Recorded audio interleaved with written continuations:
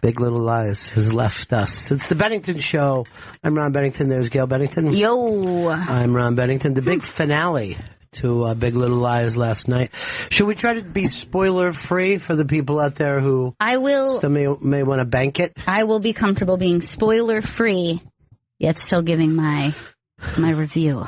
Mm-hmm.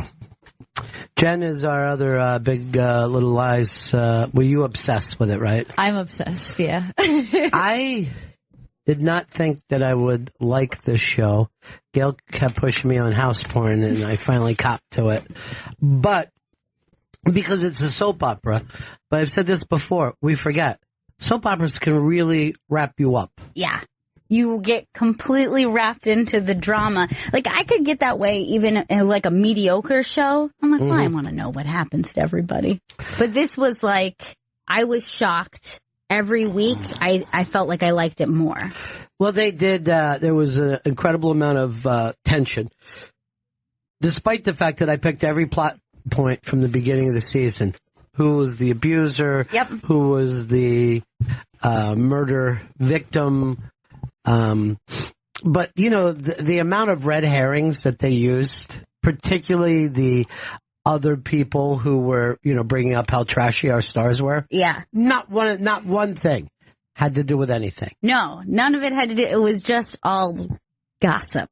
It was just like all the stuff that built up around it. And then there were times that you go, oh, could this have something to do with something? It was one of the tensest episodes I've ever thought seen. for sure 7 people were going to be killed. There was one. Yeah. There was a scene, and this doesn't give anything away, when she's in the apartment. She's like putting stuff away, and they were doing this like horror movie trick. Yes. Where she would move out of the way, and you would think you would see him in the bathroom mirror, or Right. like when she closed the refrigerator. Because we've seen the refrigerator door trick done so many times. And I was so tense. I Yes. was freaking out. And then the moment in which he does confront her about the secret that she's keeping about the apartment, terrifying. So cold and eerie. First of all, and, you know, dressed as Elvis, Right. leather Elvis. I mean, he was pure evil. Evil. Like he was from the frets of the devil. What's that guy's name? Alexander Skarsgård. I will never watch anything he's in, and I will never give him the slightest break in life. You've taken it personally. Well, first of all, you can't act that well. He is an abuser. He's an abuser of women. Now, here's what Chris likes to call a fun fact that I read yesterday. It never is, though, with him. I know, but maybe you'll find this one fun. That his father, Alexander Skarsgård's father, Peter Skarsgård. played a character in Dogville in which he brutalizes Nicole Kidman. Holy shit. So she has been brutalized by father and son both. First of all, I forgot Dogville. It's so fucking good. Yeah. Quentin Tarantino said their biggest mistake is they didn't shoot it as a real movie. He goes, if that was a shot as a real movie, it would have been, you know what I mean? Instead of like that weird play thing. But Nicole, Emmy winner? Has to be.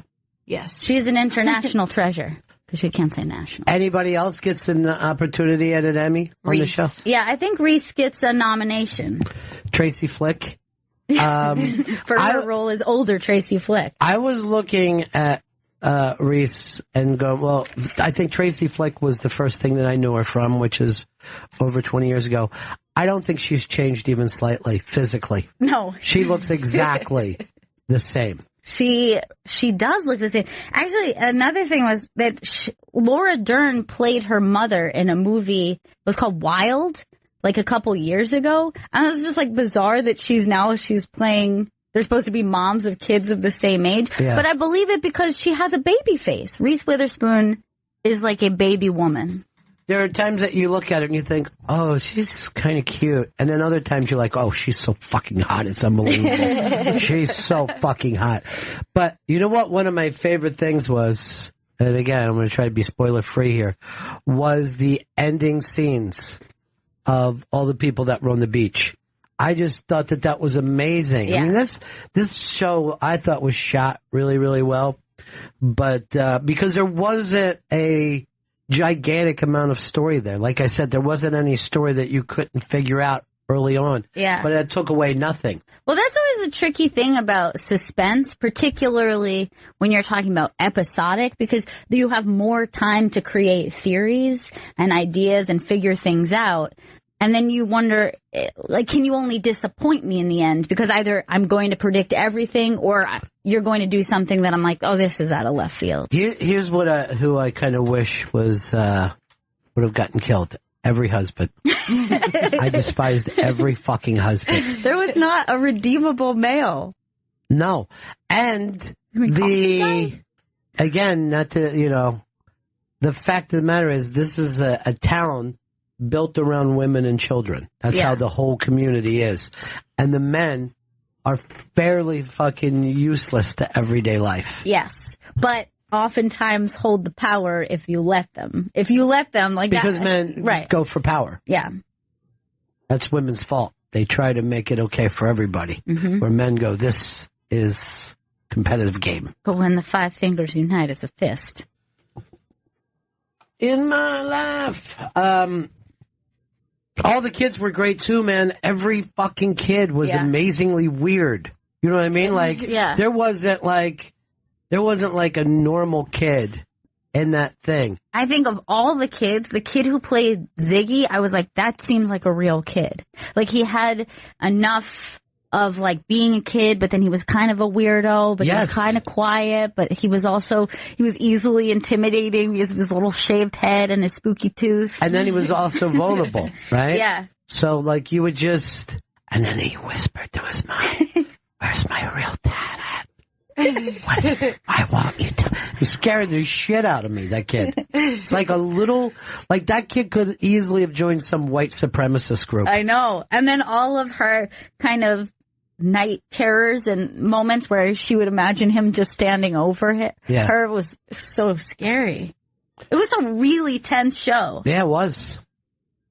And because also people in California, they are so white that they're cold. Yeah. You know what I mean? There was a coldness to that entire town. It was great. I mean, I'm shocked that, and the same thing, you predict certain aspects of what they kind of led you to believe. There wasn't, other than a certain aspects of the way it happened. Mm-hmm. I feel like at one point or another, that was the theory that I had. Well, here's the thing, because I went around and read all the stuff after. And, so the show over, I went around 10 things we learned about, one of those weird things that you get into. But Zoe's character, right, in the book was abused as a kid. So she was sensitive to that. So that but for me, that had nothing to do with what her actions were. Her actions were, because the fact is she's a little dynamo. And she was the only parent actually singing. All the rest of them had to get other singers. Well, if there was anything that irked me was that like both of the dads were good at singing. I was like, can't Zoe's husband stink? Can't like he just be terrible? Hated him. Oh, he's so awful. Yeah. When he stepped off the stage and was just like giving him shit, like, you have a bad performance. And I'm like, shut the fuck up. I hate that's such a specific type of dude that exists where it's like I'm a cool guy, I'm wearing a leather jacket, but no, you're just an aged dude, bro. Like you might give yourself this appearance of being something more than that. First of all, you wouldn't have gotten either one of those chicks, and you weren't going to have that house that you're in. Yeah, that house is too cool. That house is like the cheapest house in the whole show, and it's like a $2.5-3 million house. Yeah. And you're not going to get that when you're a lawn guy. With your like Zen garden and you're like... Yeah, you fucking jerk off. Now, is he from something? I don't know him. I don't think I don't recognize him from anything. I recognize him from something. I just can't put my finger on what I don't think I know him from anything. But he was just loathsome. Oh, God. Hated all the men. I will say, I was, on Twitter and social media and people responding immediately after. That's like probably one of the biggest positive responses I've ever seen to a series finale. You know why? Because it didn't go on for fucking 4 years. Yeah. Just imagine if last night was the cliffhanger and we had to wait another 13 months. You're like, I fucking hate this show. But the fact that it had a beginning, middle, and end, what more do you want? Yeah. I was happy that the episode at least went an hour. I kept looking wait, when is this going to end? Because my friend read the book, so she kept sitting next to me kind of spoiling it for me, and I'm like, shut up. What an asshole your friend is. Yeah, I was like, no, I need to watch this, shut up. So she was spoiling a little bit, but she was just telling me the differences in the book from give me one. She said that there wasn't, how there was a trial going on? She said in the book there was no, you never really found out what happened, to everybody after. In the movie, in the show, it's they kind of tell you what happened to Nicole's character after. But there was no trial in the so essentially the beach scene is maybe a little bit more closure in which the show. I loved. Yeah. And that scene was, symbolic more than anything. Just the waves crashing, the women standing at the edge of the ocean. Look at all of us. Yeah. Look at us. Look at the children we brought into this world. Yeah. And then she said, in the book, that last scene where they're all, I don't want to ruin it, but that last scene, it was way more intense in the book than she thinks in the show. Really? I think you should stop being friends with her. Since I can't be friends with a spoiler. Hey, Ryan, what's up? Hey, I don't know if you guys have ever seen this, but Reese Witherspoon, if you think she looks the same as she did in Election, you got to see her daughter. She's like a scary, spitting image. Yeah, her daughter's pretty. Is her daughter an actress? No, she's just a... But yeah, she does look exactly like her. Yeah. All right, let me see this. Oh, shit. They look like sisters. They really do. And is that Ryan Phillippe's daughter? That's what I kept thinking about, even with. I'm like, she really did marry a dick in real life. Yeah, and I was thinking about that with Nicole. He would have been perfect to be one of the husbands. He would have. But I was also wondering, was Nicole Kidman drawing on any personal... I don't know. Maybe she's been married to someone with some really weird lies. You mean Tom Cruise? She'd beat Tom Cruise's ass. She was so fucking good in that. Yeah. And early in the series, I was just kind of very focused on Reese and her performance, and I was like, wow, she's so fucking good. But you can't deny what Nicole kind of ends up stealing it. She gets the big scenes. Yeah. Did you like her therapist? Yeah. I didn't like when her therapist touched her. I'm like, no therapist would have made that mistake. I agree. You're an abuse victim, so let me physically put my hand on you. A nice rubbing. Yeah. Here, doesn't this feel annoying? No, it does. It's like acid on your skin. It's not really helping me. Look, Chris tried to turn on his mic to get a laugh in. He's working in the other room on an unmasked, but he can't stand the fact that he hasn't been heard. And then this is the fucking thing that just drives me nuts about Chris. He's like this. Is there any possible way I could work in the other room? And I go like this. I fucking try to get you to get the team moving, flowing like water all the time. And then you're going to ask me this as if it's heavy? I know. No, Chris, I need you by me every second. And make sure you turn the fucking mic on and giggle so you look like we know that you're in the other room. I'm here. We don't forget about you. You're just man behind the glass, that's all. Lock that goddamn unmasked down. Working on it. Are you, Chris? I really am, yes. Just seems like you're in there laughing. It should be the easiest ever since the person asked to do this. Oh, that's Trump on TV again today. I hate when they make him sit like that in front of the cameras. It's just really... It's so uncomfortable. They make it just so uncomfortable. So he's sitting with the Egyptian president. Anytime he's meeting with a head of state of any foreign governor of any type, it's just the most awkward tension where it's just I thought it was frozen for a moment, but it just like I know. keeps staring off. And we're just looking at them sitting in two yellow chairs a strange distance away from each other. Now, you saw the announcement, I think last week, that there's going to be a Trump TV show. Yes. Did you hear the updated announcement? I did. The updated announcement is it's Anthony Atamanuik. Sweet. Yeah! Maybe some bad news here for Alec Baldwin because he doesn't have the Trump. You know, this is what it takes for like the, as I call it, lamestream media to catch on to something. I didn't know you came up with that. It's really I did. Good. I did that, and I came up with Snowflake.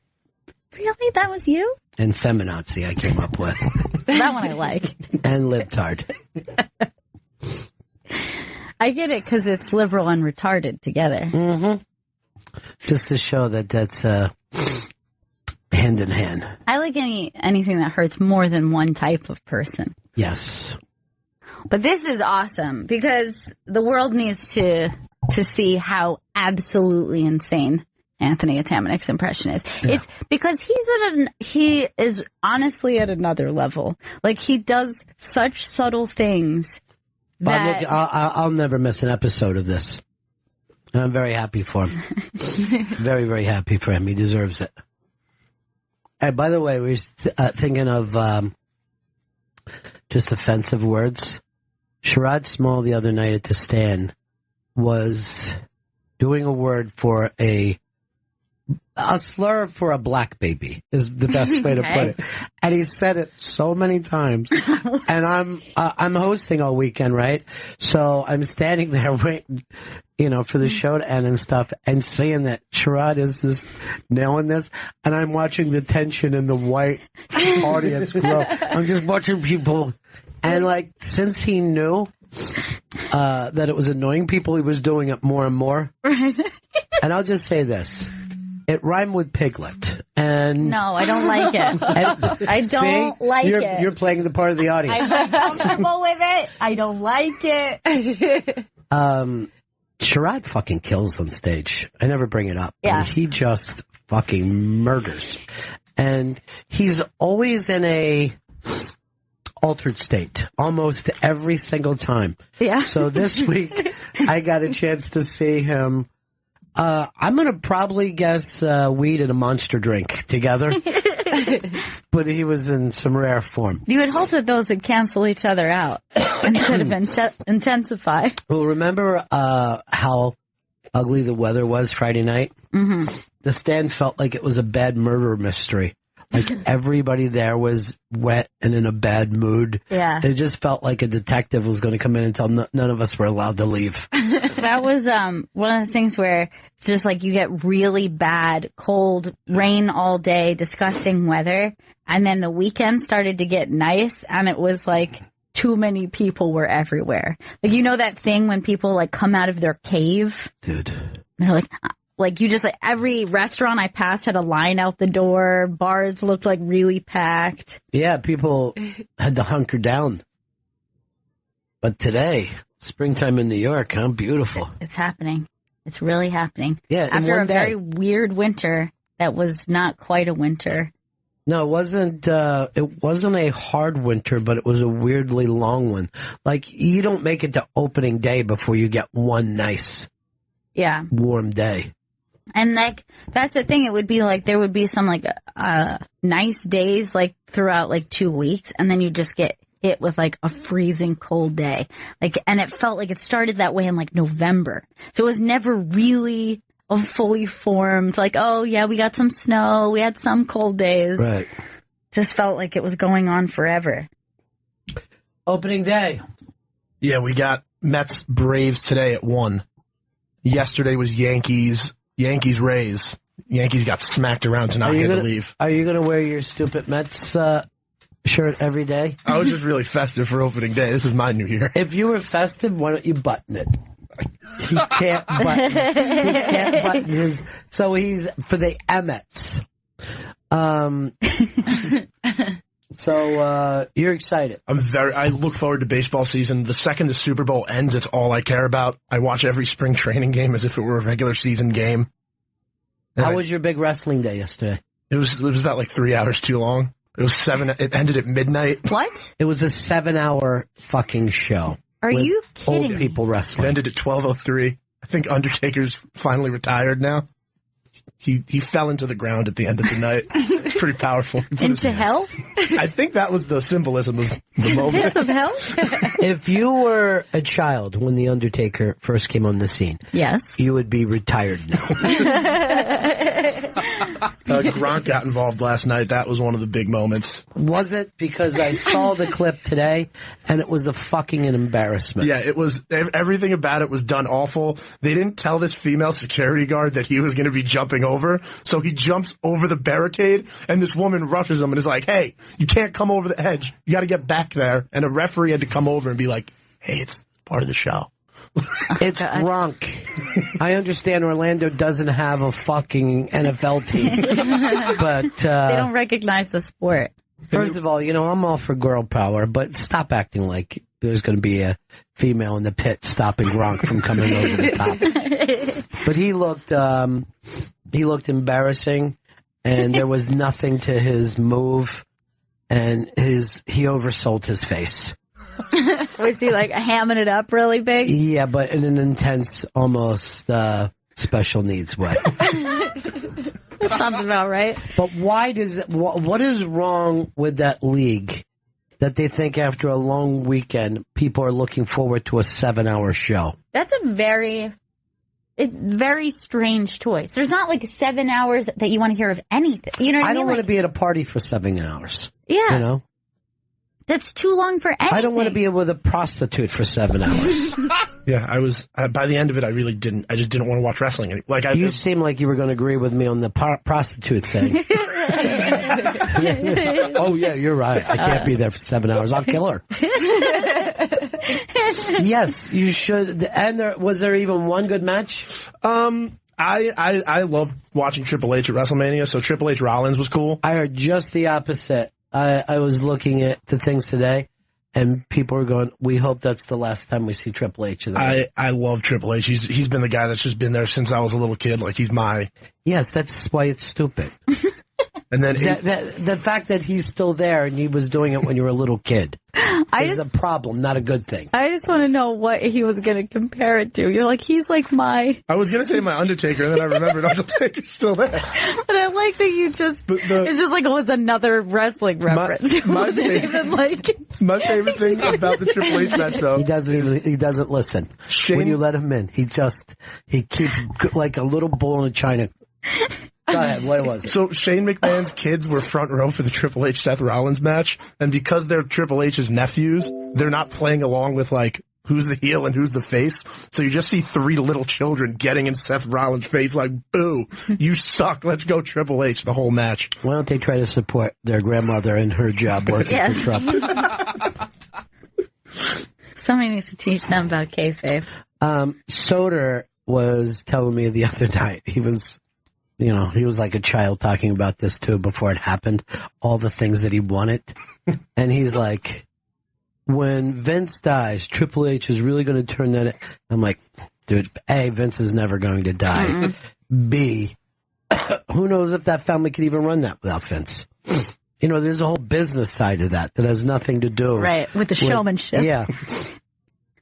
But the fact that they're dumb enough to run a 7-hour show, it was a show that they're fucking lost. Now, do you think, I guess we have the answer right here. Vito's a crazy wrestling fan, and he's saying it's like 3.5 hours too long. Yeah. It's not like somebody who it absolutely might appeal to watch that much wrestling is saying, no, that's far too much. Well, yeah, like the company, they don't really care about who the fans like and who the fans want. Like, you'd see it last night. Like, Roman Reigns is the most he's the way Diesel was in like 95, where all the fans hated him and didn't want him to get a push. That's how Roman Reigns is now.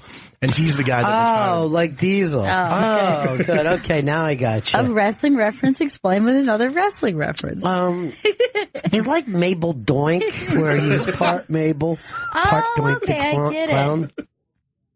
Well, I feel I feel nothing about whether or not, I mean, there is nothing worse than a wrestling fan acting like they're disappointed because they just come right back anyway. Yeah. And that's why you get 7-hour shows, and that's why you get 52-year-old men still wrestling, because it doesn't matter what they fucking feed you guys, you're gonna eat. It's like a school cafeteria. Bitch about the food all you want, you're still fucking eating it. Yeah. To live. Then he goes like this, yeah.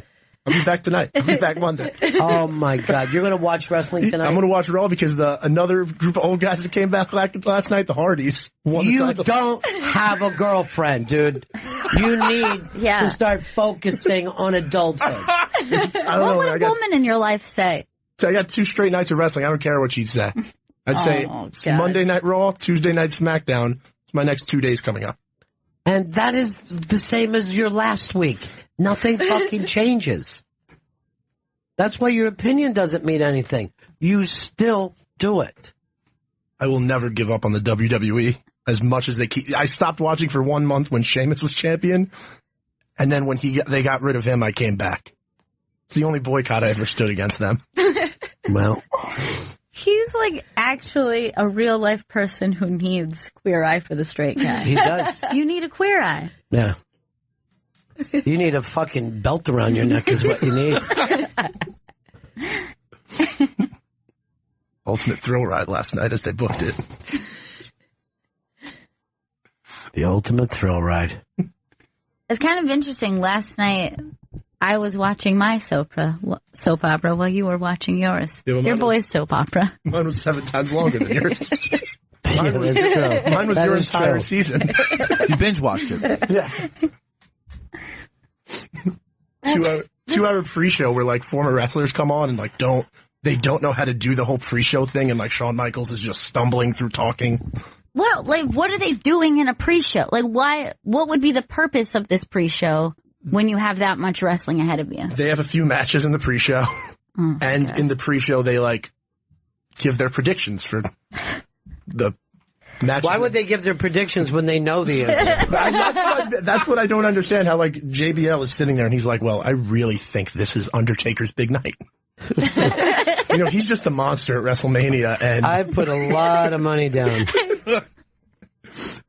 Did you consult the writers first before you did that? Yeah. all these titles that he's won means a lot. He's a monster. And then- I wonder how he's going to spend his retirement. He's got a young kids and a wife. Probably raise the kids. You should open up a funeral home. That's the obvious part. That'd be an amazing. Seriously. Did you get everything locked down, Chris? Not yet.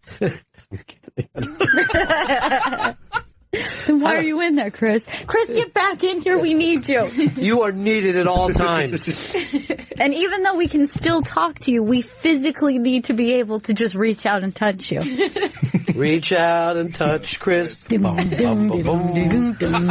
we're doing all Lies music this week. That's a great idea. It was like it was a fantastic soundtrack. Maybe the best of any TV show I've ever seen. Thanks to Chloe. Yeah, Chloe was. And then her part got smaller and smaller. It did. She was like the main character when we started this. She was amazing, though, right? Yeah. What a kid. The very precocious, classic rock loving. She goes deep tracks too. She does. She's not like one of these kids who just knows the hits. She goes way deep. And I like that she's like also in the process gives Ziggy an education on music. Turns him on to some stuff.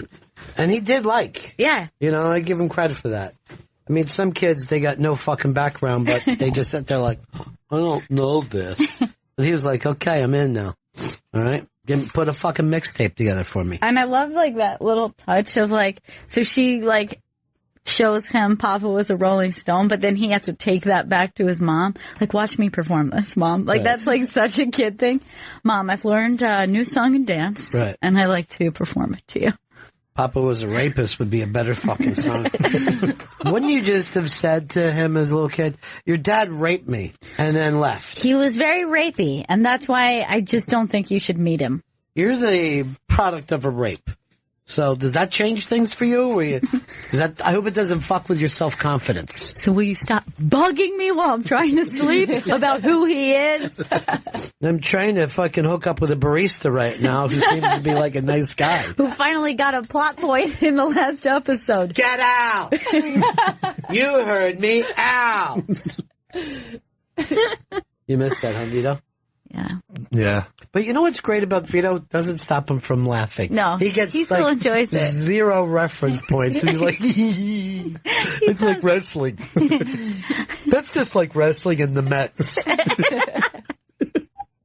The kid has interest. Here's the thing. Your ex, I know everything that's going on with her. You know nothing. Yeah, I don't know anything. I know spoken everything. to her. I spoke to her once, like 6 months ago, and that was it.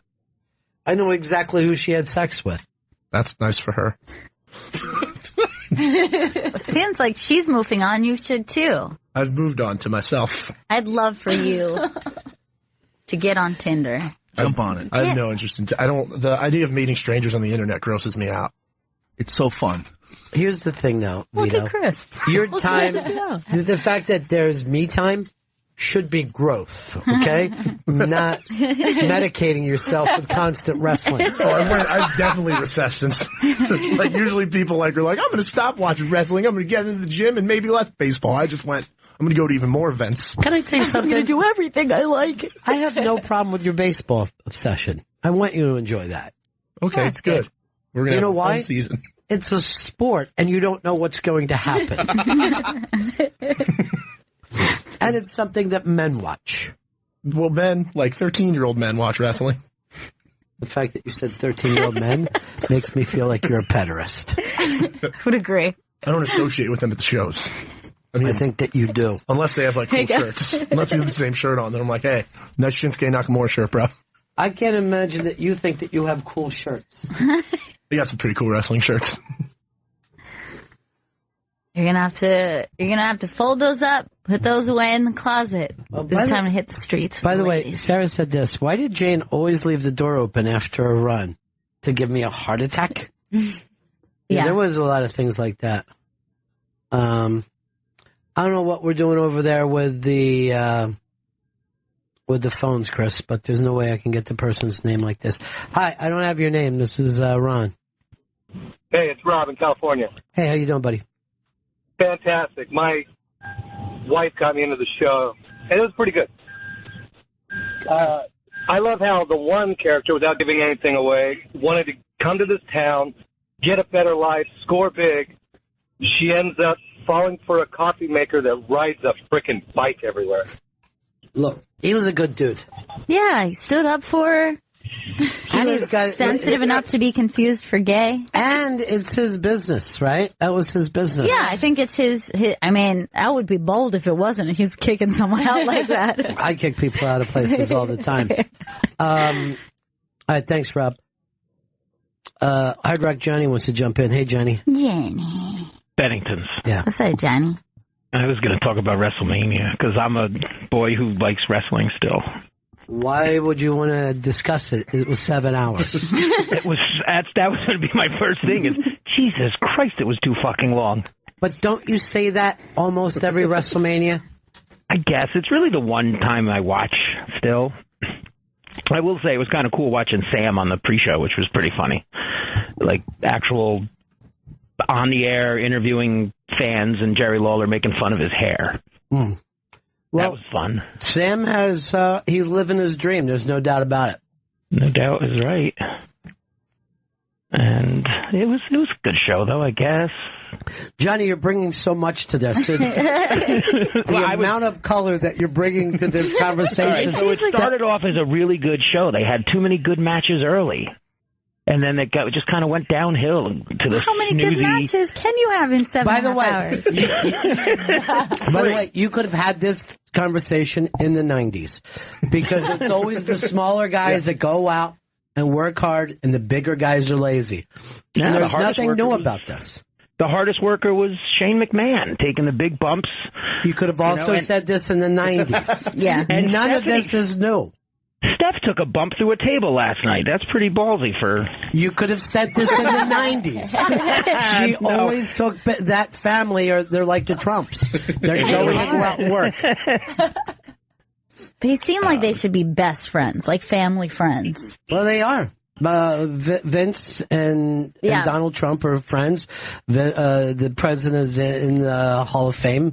But I mean, it's like how many other people could even relate? Like, we have a family business. We love media. Well, you know, I sat next to somebody in the 90s that was telling me how much that he loved Vince, and he was so excited because he had all the winners and losers on a list, and he was showing me. He goes, "Look what's going to happen," and that was George Steinbrenner. Really? Yeah, and he thought Vince was a genius. And this is, you know, Steinbrenner when the Yankees are fucking winning. He's running that crazy show. He loved Vince, loved what the way Vince ran a show. Well, yeah, I mean, it is fascinating the fact that he is like a big time carnival man. Like, he is like he took like the little show and made it the big show. It's no different than if he ran, you know, a rock promotion, a movie, you know what I mean? It is about putting asses in the seats and having people go and buy extra merch. And he's got a product now that, since he doesn't have any main competitors, a guy like Vito, who can bitch all he wants about the size and he doesn't have an opportunity to leave. Yeah. I mean, that was one of the things he did, right? He was like pushing out other competitors kind of early on. Before even WCW took over all the territories and completely changed wrestling. For the worse. Yeah. All right, Johnny. Bennington's also Happy Anniversary Day. Is today our anniversary day? No, 420 is. 420. No, but today was officially Fez's last show, and the announcement of Gail Ann coming on was today. Yeah, that doesn't make it the anniversary. I say it does. It's my anniversary to you. Yeah, it's April 20. That was the first show. Yeah, that was our first big show because we wanted to blaze up beforehand. Yeah. It was very important to us. By the way, I'm not going to say because he doesn't live a public life, but he did run into Sam at WrestleMania. Did he? And apparently Sam said to him, "How's your heart?" Oh, weird. Not health. Nice. Well, it wasn't taken that way. But anyway, the point is this. Thanks, Johnny. Your stuff was great today. Bye, Johnny. Johnny. Bye, Johnny. Yeah. Chris, what's going on in there? Was there any reason for you to be in that room today? I'm going back and forth with just locking down a date for an Unmasked. There's only 2 days. I know. That should be 2 emails, tops. Lena, you're on the bed. Hey, how are you? I'm doing great. Yourself? So good. Well, I have been listening into your guys' show for the last I want to say about 20 minutes or so, and you guys were talking about WrestleMania, right? Mm-hmm. Well, you're up to date. Hey, I am a mother of a 7-year-old son. I have been watching wrestling since I was his age, and I am now 28. And to share that moment with my son, it's a big step in any parent's lifetime. It is a big step in any parent's lifetime to share WrestleMania with their child. It is. For me, it is. If you're part of a huge wrestling family like I was, I mean, I was watching Undertaker, you know, back in the day. Oh, you watched back in the day. All right, so that is unique. Pretty much. Okay. But it was seriously... I mean, first of all, you can't say that you're a huge wrestling family unless you're the Hearts. You have a dungeon where you train the I mean, we got enough people to make our own wrestling matches. But as I was saying, when my son's seen John Cena and Nikki Bella wrestle The Miz and his... Magic, right? Magic. One of these bitchy wives who can't wrestle at all. My son lit up when John Cena and Nikki Bella won. And then when John Cena finally proposed to Nikki Bella, he was just he was screaming his head off, saying, "Finally, finally." He should have been there when the Macho Man oh my God, got married in the ring. Oh, tears. Definitely. I shed tears. I wish I was lying. The one thing that I'm really going to miss when it comes to WrestleMania is The Undertaker. Right. Well, who knows? He may be back. There's no way that you have to really worry that this is over. Yeah. I mean, he is undead, kind of, right? He'll be, I know it seemed like he fell into a hole, but I've seen that happen before with him. This hole was real. No, what got me was the simple fact that he took off his coat, he took off his hat, his gloves, and he set it right there in the middle of the ring. To me, that indicates that Undertaker is retiring. Right. There's no doubt that he is retiring. But, you know, you saw a football player do a run-in last night. I'm sure Undertaker will do a run-in someday. Well, you know that every time a wrestler retires, they never return. That's kind of the thing. This never happened again. In the meantime, Flair is ready for a phone call anytime you need him. He'll take a bump. Better than anybody. Hey, Randy in Philly. What's going on, Bennington? Hey. Hey, I wish they'd go back to some of those old kind of bad guy wrestlers. There's no good tennis anymore. Yeah, that's kind of lame, actually. Yeah. All right, you fixed it. You fixed it. More bad guys. And stop calling people by their real names. I know. John Cena is not an exciting name. No, I don't get it. So he's engaged for real, right? Yeah, that's him and Nikki Bella finally after years of speculation and drama. No, isn't she the one that just showed up in a sex tape? So hot. No. That is Paige. And those were graphic. I saw Paige in here not too long ago. She's adorable. Yeah, she's very cute. I saw her walk in the halls. I took a picture with her, and I feel really bad about it now. Why? You didn't leak that? I know, but like I looked at the picture, and I was like, well, why'd I look at this video of this nice person I met? I see. Yeah, well. Do you think it makes her less nice that she had sex? But it was leaked. I mean, it was. I feel bad that I looked at something private that was leaked against her will. Sure it was. I don't know if she would have wanted to put those out. Then why videotape it in the locker room? She looked great. What was her intention when she videotaped the locker room party? By the way, that excuse Chris has given multiple times. Anytime I give him a hard time about any of the fappening things, is his way of saying, no, they looked great.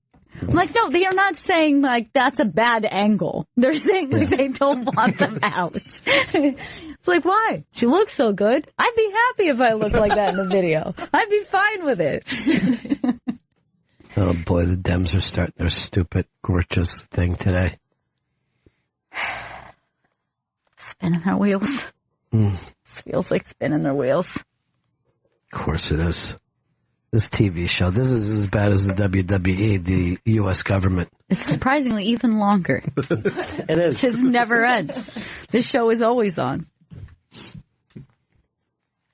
Hangman says that his rental car has Sirius XM, so glad that he can listen. I rent cars too. And if I get a car that doesn't have Sirius XM, I'll fucking take it right back. I get pissed. I can't drive around listening to terrestrial. Can't happen. Yeah, I've gotta hook that up. Cause getting a rental car that has it, it's like the best. It's like, I don't want to do a road trip without my, what's the station that we listen to? The First Wave? The First Wave. I listen to Outlaw the whole time too. I love Outlaw Country. I go deep tracks. By the way, I heard from so many people that loved the Florida rock, but this has surprised me. I didn't know that a lot of people didn't know these bands. Yes. I thought we went too hit heavy. No, I got a lot of response back saying these are songs I had never heard, and some of them bands I had never heard. All right, tell me what bands. For example, the biggest one I saw was Stranger. People were like, what? How is that possible? Stranger's the best. And but I heard the Outlaws from people. I heard Rossington Collins from people. Yeah. But this was shocking to me. Oh, the funny thing about Stranger, that's a band that, like, I was shocked that they weren't the biggest band in the world. Like growing up where I did, I'm like, oh, this is clearly the most popular band ever. Greg Billings is still out there doing those songs, man, and still fucking crushing it. I love it. Yeah, that was such a fun... And here, Chris had told me, Chris had said he had never heard of Leonard Skinner. What? I was like, what is this? This sounds fucking amazing. Yeah, it's really amazing. Really weird. Open my eyes. Yeah. He really is isolated up And there. then he He's a also New told York me he didn't boy. know Greg Allman had a brother. He goes, didn't? who's Dwayne? Well, what did you think the Allman Brothers were? I just thought it was like a name. It's like a funny thing. Like they're not actually almonds, but they're just all together. They call themselves the Did you Almond say Brothers. almonds like the nut? That's what he thinks. Did you say almond? By the way, when they were kids, they called their band the Almond Joys. I'm not making that up. That's not hilarious. making that up. I like a pun. Mm-hmm. I mean, I think it was probably a good idea to drop it. You know, you want to be taken seriously. Oh, yeah. But I appreciate the pun. Yeah, if they were a 90s band, they would have stayed with Almond Joyce. Hey, we also have a super tweet winner from the GPS. Mm-hmm. Do we have like a super tweet drop or no? Yes, we do. Yes, we do. Let's hear the super tweet drop. Mouse. Now, I'm going to point this out to you guys because you're producers. There's no way that the host needs to say, let's hear the super tweet drop. Let's just do it without. All right. So the super tweet winner is at Gary D68. You win signed Greg Almond. Eat a peach. Wow. Yeah. Way to go. We also have two other super tweet winners for the Cheech Unmasked. We have a signed Cheech poster that goes to James Sklar at Water Ox Management. And we have the Hall & Oates, or the John Oates signed book, and that goes to Jimmy in Iowa at Jimmy D108. I just want to point this out. We just give out signed Greg Allman, we give out signed Cheech Marin, and we give out signed John Oates all at the same time. Huge. Talk about being loved by a radio show, America. I mean, we love you guys. We love you. See what happens when you tweet in a super way? Shannon, what's up? Hey, how's it going? Yeah. So, first of all, who's this wrestler you guys keep talking about? Somebody Della? Nikki Bella. Bella. Yeah. I keep thinking you're saying Emma Bella when you say her name. Oh, Because I don't care about wrestling. But, so what I was wondering about last night with Big Little Lies was Ed. Like in the book, did he get vindicated? It was just like, we were totally left without any answer for him. It was very frustrating because Ed steps off stage, immediately gets freaking schooled. He has no, like, moment where he gets to, like, have us come up against that guy. Well, first of all, why? I thought that the men didn't matter. Yeah. I mean, that's probably why, and they kind of... I felt that he needed zero vindication. And, like, maybe it had something to do, too, with, like, you know, so much of the show is based on, like, this catty competition that seems to happen among women, and it shifts, and you see that it happens among men. Yeah. His wife wanted to nail him, and he brought up how he just stunk up the fucking bathroom. I had zero interest on whether or not he felt fucking vindicated. I wouldn't have cared if he would have fallen on a goddamn sword. Well, it wasn't, like, for love of Ed, but I just dislike the other guy so much. I hated both of them. Yeah. I hated every only husband. Slightly good guy. Oh, no, not at all. Zero. I was so glad that she cheated on him. I was so fucking glad. Oh, I loved Ed. Even though with all the weirdness with him, like, looking at his stepdaughter kind of creepily and then talking about Bonnie's sweat. Yeah, he's a piece of fucking garbage. I hated that moment. And he comes in and he's like, oh, I love seeing a woman sweat. Ugh. For a minute, I wasn't sure if maybe he was the rapist, but then that, you know. They're all rapists. That's what I think we were trying to learn from that show. All right, thanks, guys. Bye. All right, so she read the book, but you can always go deeper in the book, even though it was 7 hours. I actually might be interested to read it now that I've seen it. I would like to. I thought it was like a really good story. I'd be interested to see what the differences are. Jeff, Virginia, what's up? Hey, what's up, y'all? Y'all doing all right? Yeah, so good. Yeah, I know. Yeah, the WrestleMania's got me edge on my seat, on the edge, I mean, it's like Santa Claus, when you find out Santa Claus is fake, it don't matter anymore, What? Don't say that. I mean, when you find out that Santa Claus is fake. Well, you also found out that Die Hard was fake, but it doesn't keep you from watching it. You know what I mean? Like, that's what I'm saying. That's what I'm saying. It should be like 40-year-olds up there yelling and screaming it's just crazy. But again, 40-year-olds are watching Star Wars. 40-year-olds are watching. We're sitting around discussing this show where no one was actually murdered, and none of those people are married to each other. That wasn't a documentary? Yeah. Now, when I found that out when I was a kid, it was very upsetting, but I immediately just shifted the type of viewer I became. Like, I just was like, oh, okay, I'm going to enjoy this on a different level. Like, I'm going to enjoy it for, its theatricality and its, storylines. Look, let me tell you something. I mean, the NFL is kind of fake. It's all fucking set up, No matter what you're talking about, you've set up these rules in this world. It's not really Chicago versus Los Angeles. It's an insane thought. Look who it is. It's our very good friend Janice. Janice. It's been a long time, honey. How are you? So good. Oh, Florida was so much fun. It reminded me of all the times every October we'd go to Biketoberfest. Oh, yeah. Daytona, and God, it was a blast. Biketoberfest is one of the craziest things. Like, having lived in Daytona and watching that town flip overnight is just so bizarre.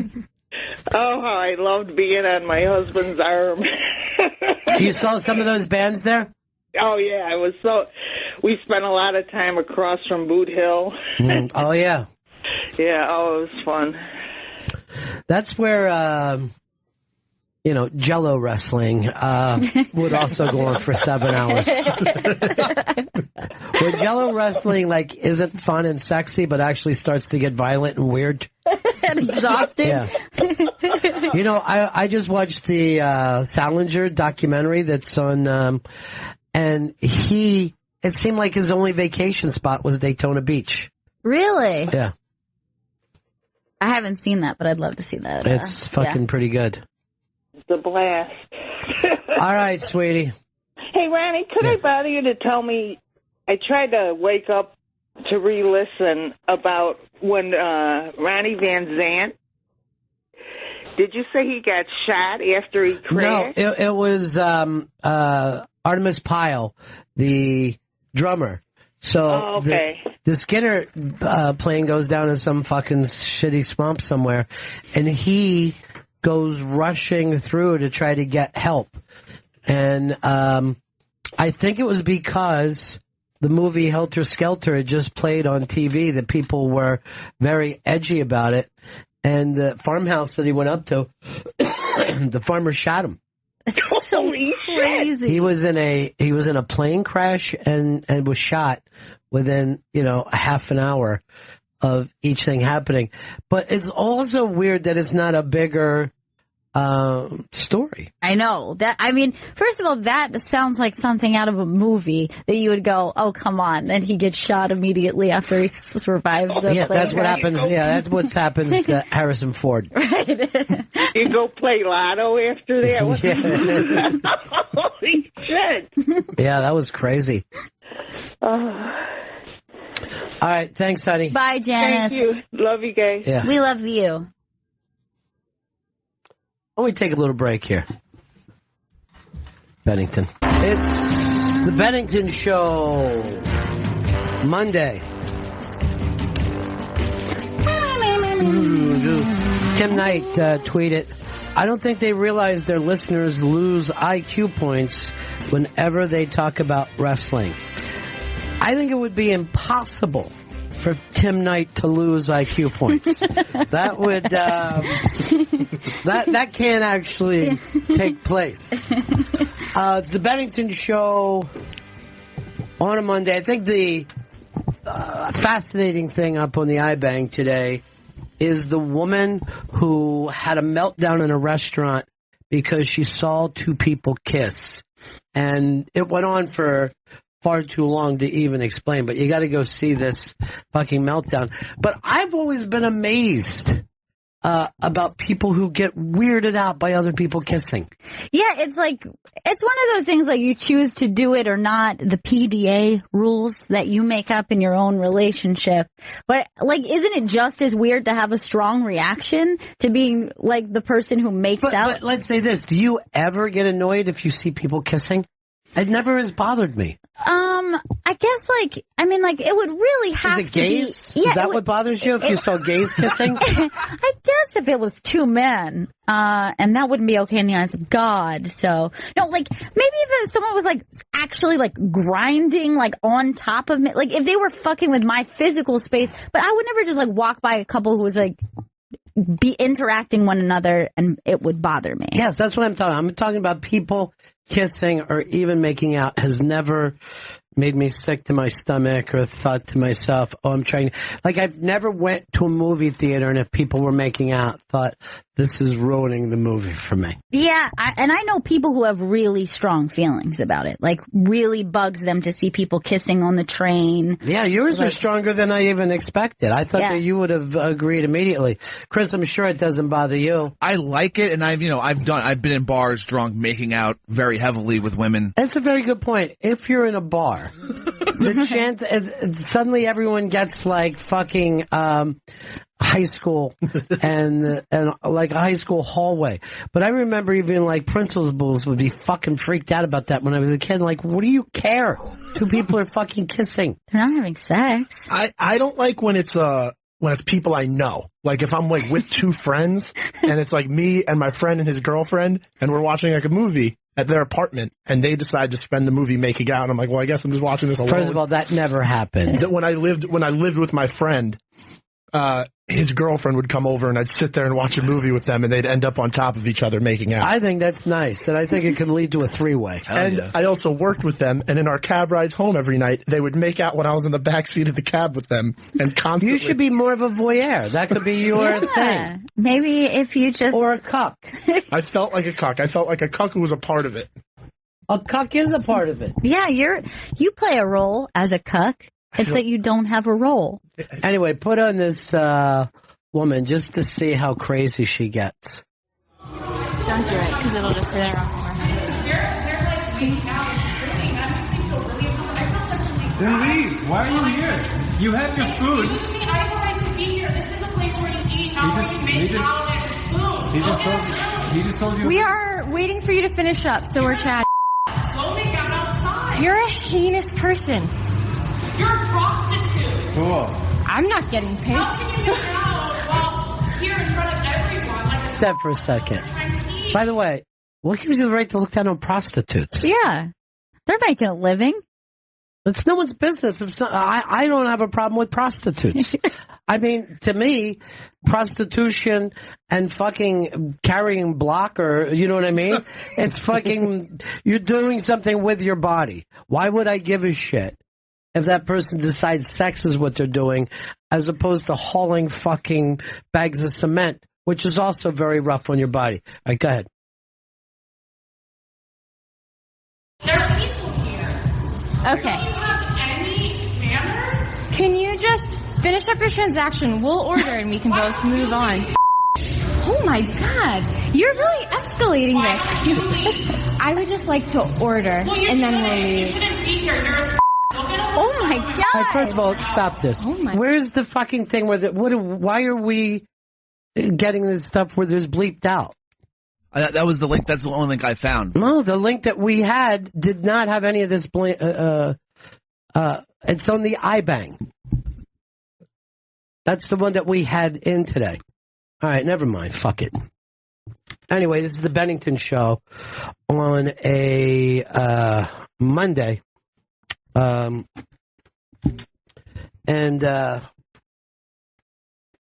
Beautiful day to start the week off. Yeah, spring has sprung. It's happening. I think we're all ready for it. Vito put up something that I thought was faked. and that's the guys calling the Texas A&M bullpen and getting somebody up and moving. Now, did you see this, Chris? I did not see this, no. I don't think bullpens have outside lines. Right? Right. You don't need to put it on, Vito. Vito, did you believe it to be true? I did, and I had the same thought as you at first, but then what if like a manager or a GM wants to call the bullpen and talk to the coaches? That's the only reason I thought they'd have an outside line. I would not fucking put up with that if I'm fucking coaching the team. That's one of the reasons why I wouldn't have an outside line.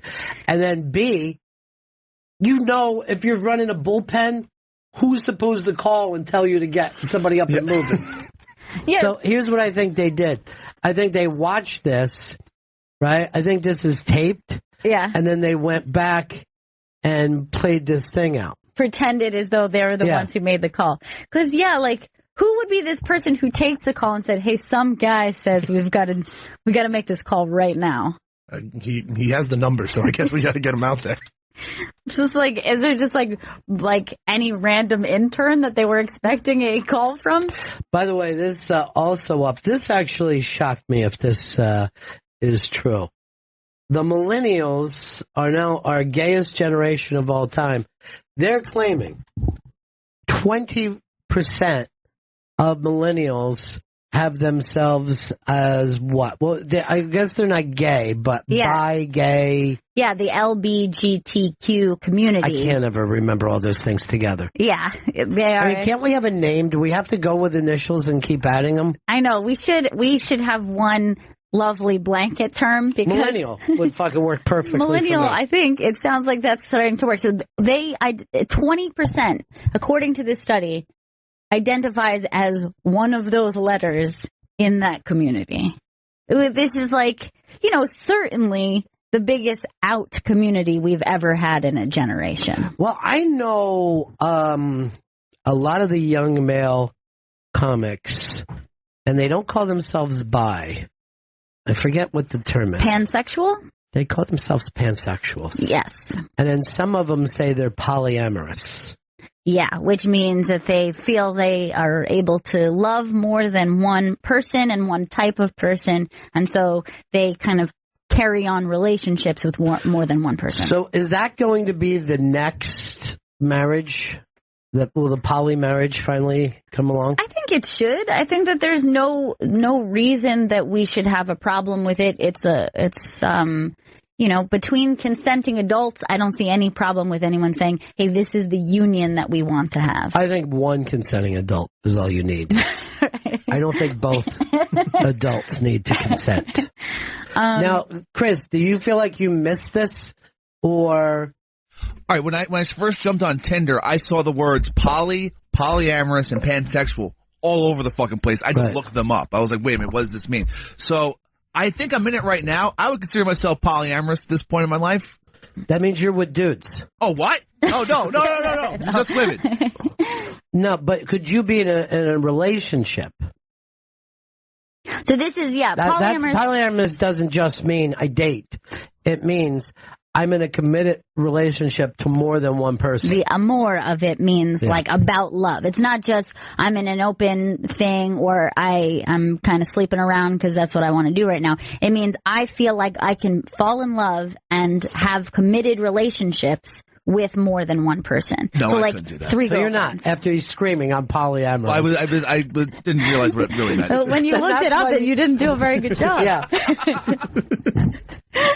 Now, I'm trying to think. I know Mike Kaplan, I think he says he's polyamorous. I might be wrong about that. Maybe he's just pansexual. Right. And who else am I trying to think of that is way more open to... Ian Finance? Ian is, and there's more and more of this, of people adopting Jim Norton's act, where it's transsexuals, right? Yes. So this is... By the way, when Jim did this bit years ago, everybody was shocked by it. And now it is considered the norm. Yes, because pansexual includes everything. Those two are up to something. What's going on there? They are up to something. So pansexual includes everything. So it's bigger than bisexual because you also, anyone in the trans umbrella, you also are comfortable with. I don't know too many bisexuals who would say, wait, not under the trans umbrella. Right. I think that we're wasting time coming up with phrases that already exist. Yeah, I thought bisexual always was pansexual. Because Yes. you can't be like, yeah, I like penis and I like vagina, but I like them on the appropriate people. I think we're just getting rid of the term bisexual. It's being replaced. Yeah, there was something about it and I always noticed that even bisexual people never seemed to feel comfortable with the term. It always seemed kind of forced to them. I didn't know. Yeah. Because it's normally just chicks. Right. Because they're like, I'm not bisexual, but I do have sex with women and men. And you're like, well. Deadpool has set the thing of the new young man out there. They're all Deadpools. Yeah, he's very pansexual. But they were afraid to put that in the movie. They did show him getting boned by a fucking strap-on. But I forget the actor's name who does this. I'm going to just say, I believe his name is Humphrey Bogart, who is Deadpool. Oh my God. Yeah. He's good. But really he claims that as they add more of these movies, they'll have the freedom now for the pansexuality. Nice. That's perfect. Because I've always wondered about my superhero's sexual behavior. Like, do they like dick? I mean, never said that he didn't. Well, I would say most of them did like dick.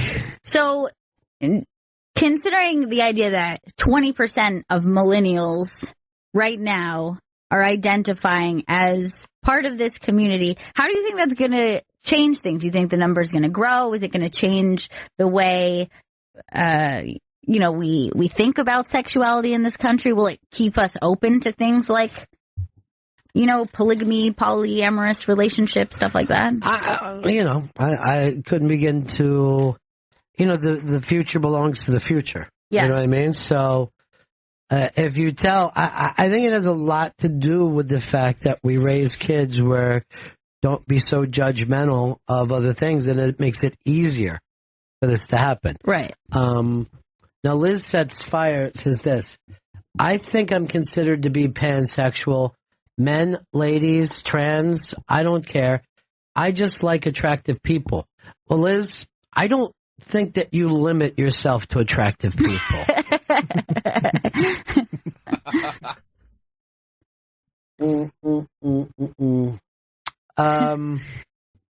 Just being a dick today, aren't I? Just being kind of an asshole. But no, I think that's always been an easier thing for women to say. Yeah. Than men. I think women have long been accepted to experimentation. Men outside of English boarding schools, it was a much bigger leap. Yeah. Yeah, I mean, like as a youngster, as a young guy, I was like always like, yeah, women making out with chicks. That was always, that was always totally acceptable. But it was definitely a stigma on it with like dudes. Your ability to come in and clarify my thoughts, stunning. Thank you, Chris. Well, like women have I don't know, there's like something I think about female beauty that makes it a little bit easier. See, that's hurtful. Like, I think that women have attraction to, women who identify as straight have attraction to men, but also have an easier time finding what's beautiful in women, and therefore maybe that's what pushes the line for women. I think that's old school thinking, though, because if you look at Vito, who is nothing. He's basically a eunuch. But he talks about men's bodies and men's faces and men's looks like my generation never would. That's true. We would never sit around and say that somebody was ripped or somebody looks good. Or I find it just fascinating how many guys now on the internet remark on people's looks to say, oh, that person is too, and you're like, you're a fucking dude. You know what I mean? If you're sitting around worrying about another dude's hair or weight or height. Looks like he skipped leg day. It's not, yeah, seriously. At that fucking point, why don't you just say, put some balls in my mouth? Because I'm fucking ready to enjoy. That's like the halfway point for where I think my, generation of like my part of my generation is, where me and my friends, like I had a conversation with a friend this weekend about what was the hottest dude scene in a movie. And it was a serious argument of like, what dude had the best body in a movie? But neither of us. Just stop right there. There's no possible way I don't want to hear what this argument was. Give me the details. What was the best dude scene in a movie, Vito? So it was, my argument was the best body I've ever seen a dude have in a movie was Mark Wahlberg in The Fighter. I thought his back looked incredible. Looks better than my front will ever look. His argument was just stop for a second. Just stop for a second. Now, here's the thing about Mark Wahlberg, and Vito's comparing himself. You've met Mark Wahlberg. Yes, I have. He's 110 pounds. He's a little dude. You know what I mean? At what point, I don't even think you'd want to be that small in real life. So a lot of this has to do with, and the same thing that we used to say that little girls have, bad thing because of the illusion of models and stuff like that. Vito's also doing it to himself. All right, so you had, I don't need to see the picture. I remember The Fighter. So now what did your friend say? He said, well, Hugh Jackman in X-Men Days of Futures Past, he gets up and he's all veiny and the claws come out. That was my friend Ian's choice for hottest dude scene in a movie. And then we threw out some other ones in there, like Ben Affleck in The Town came up when he was doing pull-ups. So, no, you're having these sayings, right? Is that because your sexuality is more fluid? That was my point. Like, neither of us would ever enter a relationship or feel comfortable entering a relationship with a guy, because I'm not like sexually attracted to men. But how do you know your friend is or not? I mean, you just sat around, and the way that you are describing this is a sexual nature. But it's because I don't get like turned on by men, but I'm like, oh, he has a dope body. Like, that's a really nice body. So that is, but do you see that as physical attraction? Yeah, it's physical attraction, not sexual attraction. Where we can have an argument about who's got the best body in a movie scene right now, and feel totally normal about doing it in the middle of a crowded bar. Do you think any of your friends would be something like pansexual? Like all of your friends, are they mostly heterosexual? No, I have gay friends and I have straight friends, but I don't have any male friends who are bi or pan. Yeah, but then, again, that still might be, even though you're younger, that still might be a growing group. No, that's what I'm saying. The fact that we can talk about stuff like that. But it's also maybe growing in you. You're only at the early stages of this. You have a lot of years of sexuality left, particularly since you've used very little. And you may be more and more open to things in 5 years because you have these things. What percentage would you put yourself at? That you would go... Gay? What percentage gay? Yeah.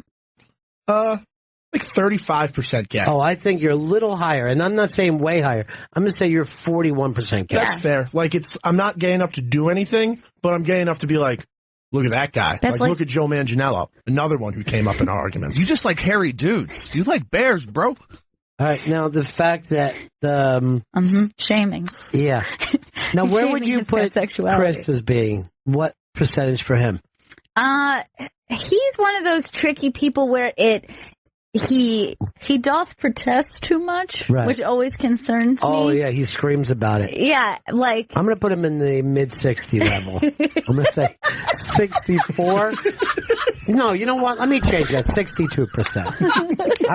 That was too high. But do you see what I'm saying about Vito? The fact that he's open to this point, and I don't think his growth or progression has stopped with where he's at now. I mean, the thing that he's saying, no one in my generation would have ever said. Right. Nobody. And when the subject comes up, you also say, yeah, I don't think that I would feel the way. You're not like going, that's disgusting, that's so weird. So like, there is probably just a more open nature.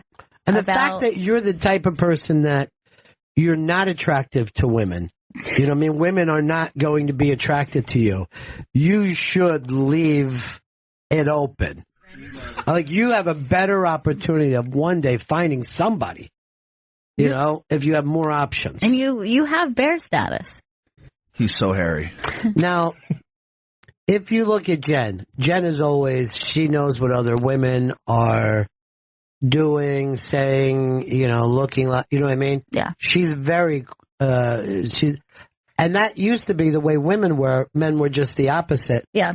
Now Vito thinks more like what we would have thought a woman would have thought like 25 years ago. Yes, I feel like I note her judging and discussing women's bodies far less than I hear someone like Vito judging. Is that true? Yeah. So Jen discusses women's bodies less than Vito discusses men. I would say that she does. I mean, she might comment more on fashion and the way that they carry themselves and their style and the things that they do, and less about like their body, their facial features, things that she finds attractive about their physical self.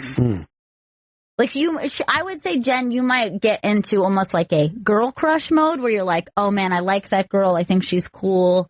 I think her clothes are cool. Who's her girl crush? I think Rihanna is her girl crush. Yeah, Rihanna's a big girl crush of mine. And Vito, who's your boy crush? Well, my dude, I'm sorry, I should have said dude crush. Well, no, I mean, Seriously, I didn't mean to be offensive. I'm just learning. That's how they identify. Seriously, I'm clumsily into this world. Forgive me. But that's so great that you're so open to it. You know what? But I got to own the fact that I'm still using outdated terminology. Who's your cock crush? Who would you love? Whose cock would you love to put in your mouth and asshole? Just character, like personality and everything, charisma, movie roles. I really like Ryan Gosling. Mm-hmm. I think, like, when I saw him here, you can picture yourself with him. That's the thing about the way I feel. I don't consider myself sexually with him, but whenever I see one of these people, I'm like, man, I feel like we'd be best friends. We'd really like sleep buddies. Like you would take a nap with him in the same small bed. I would definitely take a nap with Ryan. When I saw him here, it's one of the most starstruck I've ever been. And I saw him walk by me, and I froze, and I was like, "Oh shit!" But maybe my cock just moved. Maybe that's not starstruck. Maybe what you're feeling is just a twinge of sexual attraction. But there's a difference in the way I feel between if I see a picture of Ryan Gosling shirtless and a picture of a female celebrity I really like. The fact that you can't even think of one. Some kind of woman, you know. You could have an example of a hot woman. Slip my mind. A female. Seriously, you can't think of one attractive woman. Female. A biological human female. Come on, Vito, you can do it. Think of a hot female. 2 days ago, I was looking at pictures of Kelly Brook, one of those English grammar models, and she was glamour model. Grammar model. Wait, what? Just slow yourself down. Dude, I actually thought this was something that I didn't know about. There's no grammar models. She's a glamour model. Just take your time. Settle down. Let's get back to Gosling, right? Yes. Now, you said you would guzzle Gosling. What did you mean when you said that? I didn't say guzzle. I agreed to napping with him. But all napping leads to guzzling. A midday nap I would take with Ryan Gosling. A naked midday nap. No naked. I wouldn't feel good about my body next to his. He's naked, you're clothed. Would you be comfortable? I bet he would be understanding, though, about what you're going through right now. Yeah, it's Gosling. He'll love it. I just feel like we'd really get along. I felt it the day I saw him. And I wish, I wish I could had the courage to say hi. Now, first of all, it's so sad and cute and weird all at the same time. Do you think that if you would have said hi, you would have opened something up to this boyfriendship? I think my bigger fear would have been if I took the chance to say hi and then he didn't say hi back, or he was like, who's this? Here, I'll play the part of Ryan Gosling. You be yourself. Okay. And you do, Vito, what you wish you would have been. I'd be like, what was Ryan promoting that day? Do you remember? He was in for the Nice Guys. He was wearing a really stylish red jacket. I can find a picture of him in it. So I'm looking at it. Yeah, thanks for promoting the Nice Guys. Yes, absolutely. We're really excited about it. Excited to have you here. I mean, it's a great film. Hey, Ryan, I'm a big fan. Hey, Ryan, I'm a big fan. Hey, no, look at me. I'm a big fat fan of Vito. I appreciate... You don't even belong in the same hallway with me. But I feel like we really get along. Mr. Gosling. Get him, Gosling. I'm a nerd. I don't think the nastiness. Nerd. Please stop it. Please, Ryan. Please, Ryan. Please, Ryan. Let's beat him up. Oh, hi, everybody. Ryan, just don't Dude, you don't even work out, man. I try. I want to. You'll never be a dude like him. I like your jacket. I was in the fucking Nice Guys, okay? I was in fucking Drive. You have the balls to walk up to me? The Drive jacket was great, and I want to buy my own version of it. You have great jacket choices. Oh, they don't sell it in quadruple XL. I'm actually like a late double X, early triple X. Bullshit. Don't lie to Ryan. Ryan, you're being really aggressive, and I thought we'd just be friends. Look, I'm tired right now. I was going to take a midday nap. Well, if you like to cuddle. By the way, have you seen Nice Guys? I haven't seen it. I think it's the best thing Gosling's ever done. I can't understand why that wasn't a giant fucking Really? hit. Yeah. I think he's hilarious in it. Yeah, the way he plays like surprised or just like body language, visual humor. It's like I wish I could just listen to what you're saying, but I'm feeling the subtext every time you speak. I mean, just his body alone. There was a scene in the toilet bowl where he had his pants down. A scene in the toilet bowl. Why do you call a restroom the toilet bowl? Please say that you don't say that to people. Excuse me, miss, where's the boys' toilet bowl? Men's toilet bowl. Okay, we're learning. Yeah, we're learning. I'm still using outdated terminology. Oh, that's fucking hilarious. You're a creep, dude. Yeah. You're a creep. I don't feel like a creep. And I just appreciate. I should appreciate a man. He's got every right to shoot you based on what was said today. Because you're coming across like a fucking weirdo stalker. Well, I've never heard him. That's stalker The fact that you even have to say that goes to show you how fucking disgusting you are.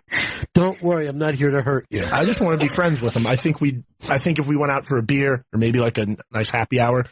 Dude, there's nothing worse than that. And I was bringing up the Salinger doc. Yes. And the amount of people who would go looking for his house and then be horrified that he didn't, become friends with them.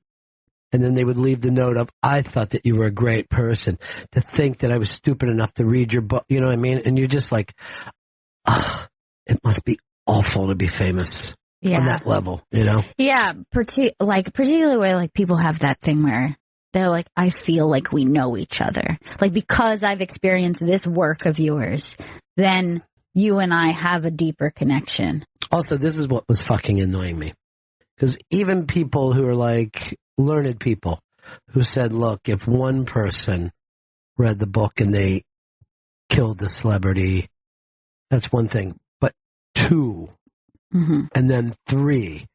And first of all, so that happened 3 times. Yeah. Do you know how many copies of that book have been sold? Take a guess. Millions. I mean, it's... Come on, give me a guess of how many millions. 15 million copies. 60 million copies. And 60 million copies are out there. And 3 fucking psychopaths. And I'm thinking that some of them are just based on the fact that other psychopaths have done it. But we still have fucking thoughtful people who are supposedly in that role who go, maybe there's something in the book that makes people kill. Yeah, that's crazy. I mean, they're just pulling that because, if you think about the book, there's nothing about that character that is aggressive in any way. Certainly but troubled. In his inner head is. Yeah, he has trouble connecting to people. I get why it would be a comfort to anybody who feels like an outsider on Earth. It makes sense, but it doesn't make anyone do anything. You know what I mean? It doesn't create that. Even if it was a book about a murderer, you know what I mean? Even if it was a book about a stalking murderer, I don't see how that would lead somebody else to kill. Yes. That's fucking insane. You'd have to be an insane person. Right. You would have to already have the personality type, and you would find out about murder and aggression and violence in some other way. That exists on planet Earth. Very, very doubtful that a novel would be your first fucking thought of, oh, the murder takes place. I get it now. I didn't know this was a thing someone could do. Hey, what's up, G-Man? Lost you, buddy? Hi, boss. Hey, what's up? Boss. Hey. Hey, Ronnie B. I just wanted to talk to you, man. We get a shot at redemption with No Nova Nation. I want to see what you think about tonight. It should be, if you look at it, it's almost like last year. I think it's going to come right down to the end of the fucking game. And that was such an exciting game last year. It'll be exciting this year. These teams, all of them, are a bucket or two apart. The fact that you guys went back to back to that game it's just the odds are so far against it. That's a huge achievement, win or lose. Unbelievable achievement. Yeah. 2 years in a row is impressive. Now, if we lose tonight, this is 3 championships that my sports teams have lost in less than a year and a half. Yeah, that's true. So if we lose, you're going to have to walk me off the ledge tomorrow, buddy. I'm gonna let you go. I'm going to say you have every right to end the pain of this. He doesn't want to step in. Yeah. All right. Best of luck to you. Best of luck to you. Best of luck to you. Anyway, I hope that you see that though. I want to. Yeah. Also, what Salinger went through in World War II is it's one of the reasons why, he had so many fucking problems. Yeah. And one of the reasons he's completely cut off, right? I mean, well, I don't know. Yeah. I mean, I don't know if there was enough to say. And I don't think he was as completely cut off as we believed. He was living small town life. But those people would see him around all the time. Yeah, because when I was a kid, I remember being told he was a complete recluse, didn't come out of his house. Yes, and I had always heard the same stories too. Really, and it's just those things just weren't true. Well, he was just living small town life and didn't do press and that kind of stuff. Didn't do press, wasn't interested in anything other than being alone with his work. And now we got to see whether there's books ever come out. Shouldn't that have happened by now? Wasn't that the point? Yeah, they found 2 or 3 manuscripts, right? Supposedly even more than that. Yeah. I think that he had a lot of pieces and I don't really know, but you're right. Because he wrote every day of his life. Yeah. Even though he no longer wanted to publish, and he didn't want to publish because he didn't like what it fucking felt like to have everybody, yeah, swinging on that. But I remember when I was a kid, when I read Catcher in the Rye, I wasn't even sure what a nervous breakdown was. I had heard expressions like my mom would say, "You're going to give me a nervous breakdown," so it didn't seem like anything that was real. Yeah. I think that, I don't know what it was or what it is about that book, because it's interesting because young men connect to it, but I know a lot of young women who did as well, maybe find companionship in that character. But I carried that book around with me, the physical copy, for whatever reason. I just had it on me all the time. Even I had read it a couple of times, but even when I wasn't reading it, I always had it on me. Did you get it from school or did you? No, I read it on my own. The first time I tried to read it, I said I wanted to read it because I heard it was the best book. Yeah. And you're like, I think you need a little more time because you want to make sure it hits you at the right point. So I waited that's maybe. Really great advice. I think I waited maybe 2 or 3 more years. I was probably in 8th grade or something when I did read it. That's a pretty good age to read it. Yeah. But I think I was maybe in 5th or 6th grade when I tried to read it. And you're like, no, give it a little time because when you're at the right age. And I think I really was. I really attached myself to it. Hey, it's our buddy Chad. What's up, buddy? A long time no here, guys. How you doing? How you doing, man? How's everything going?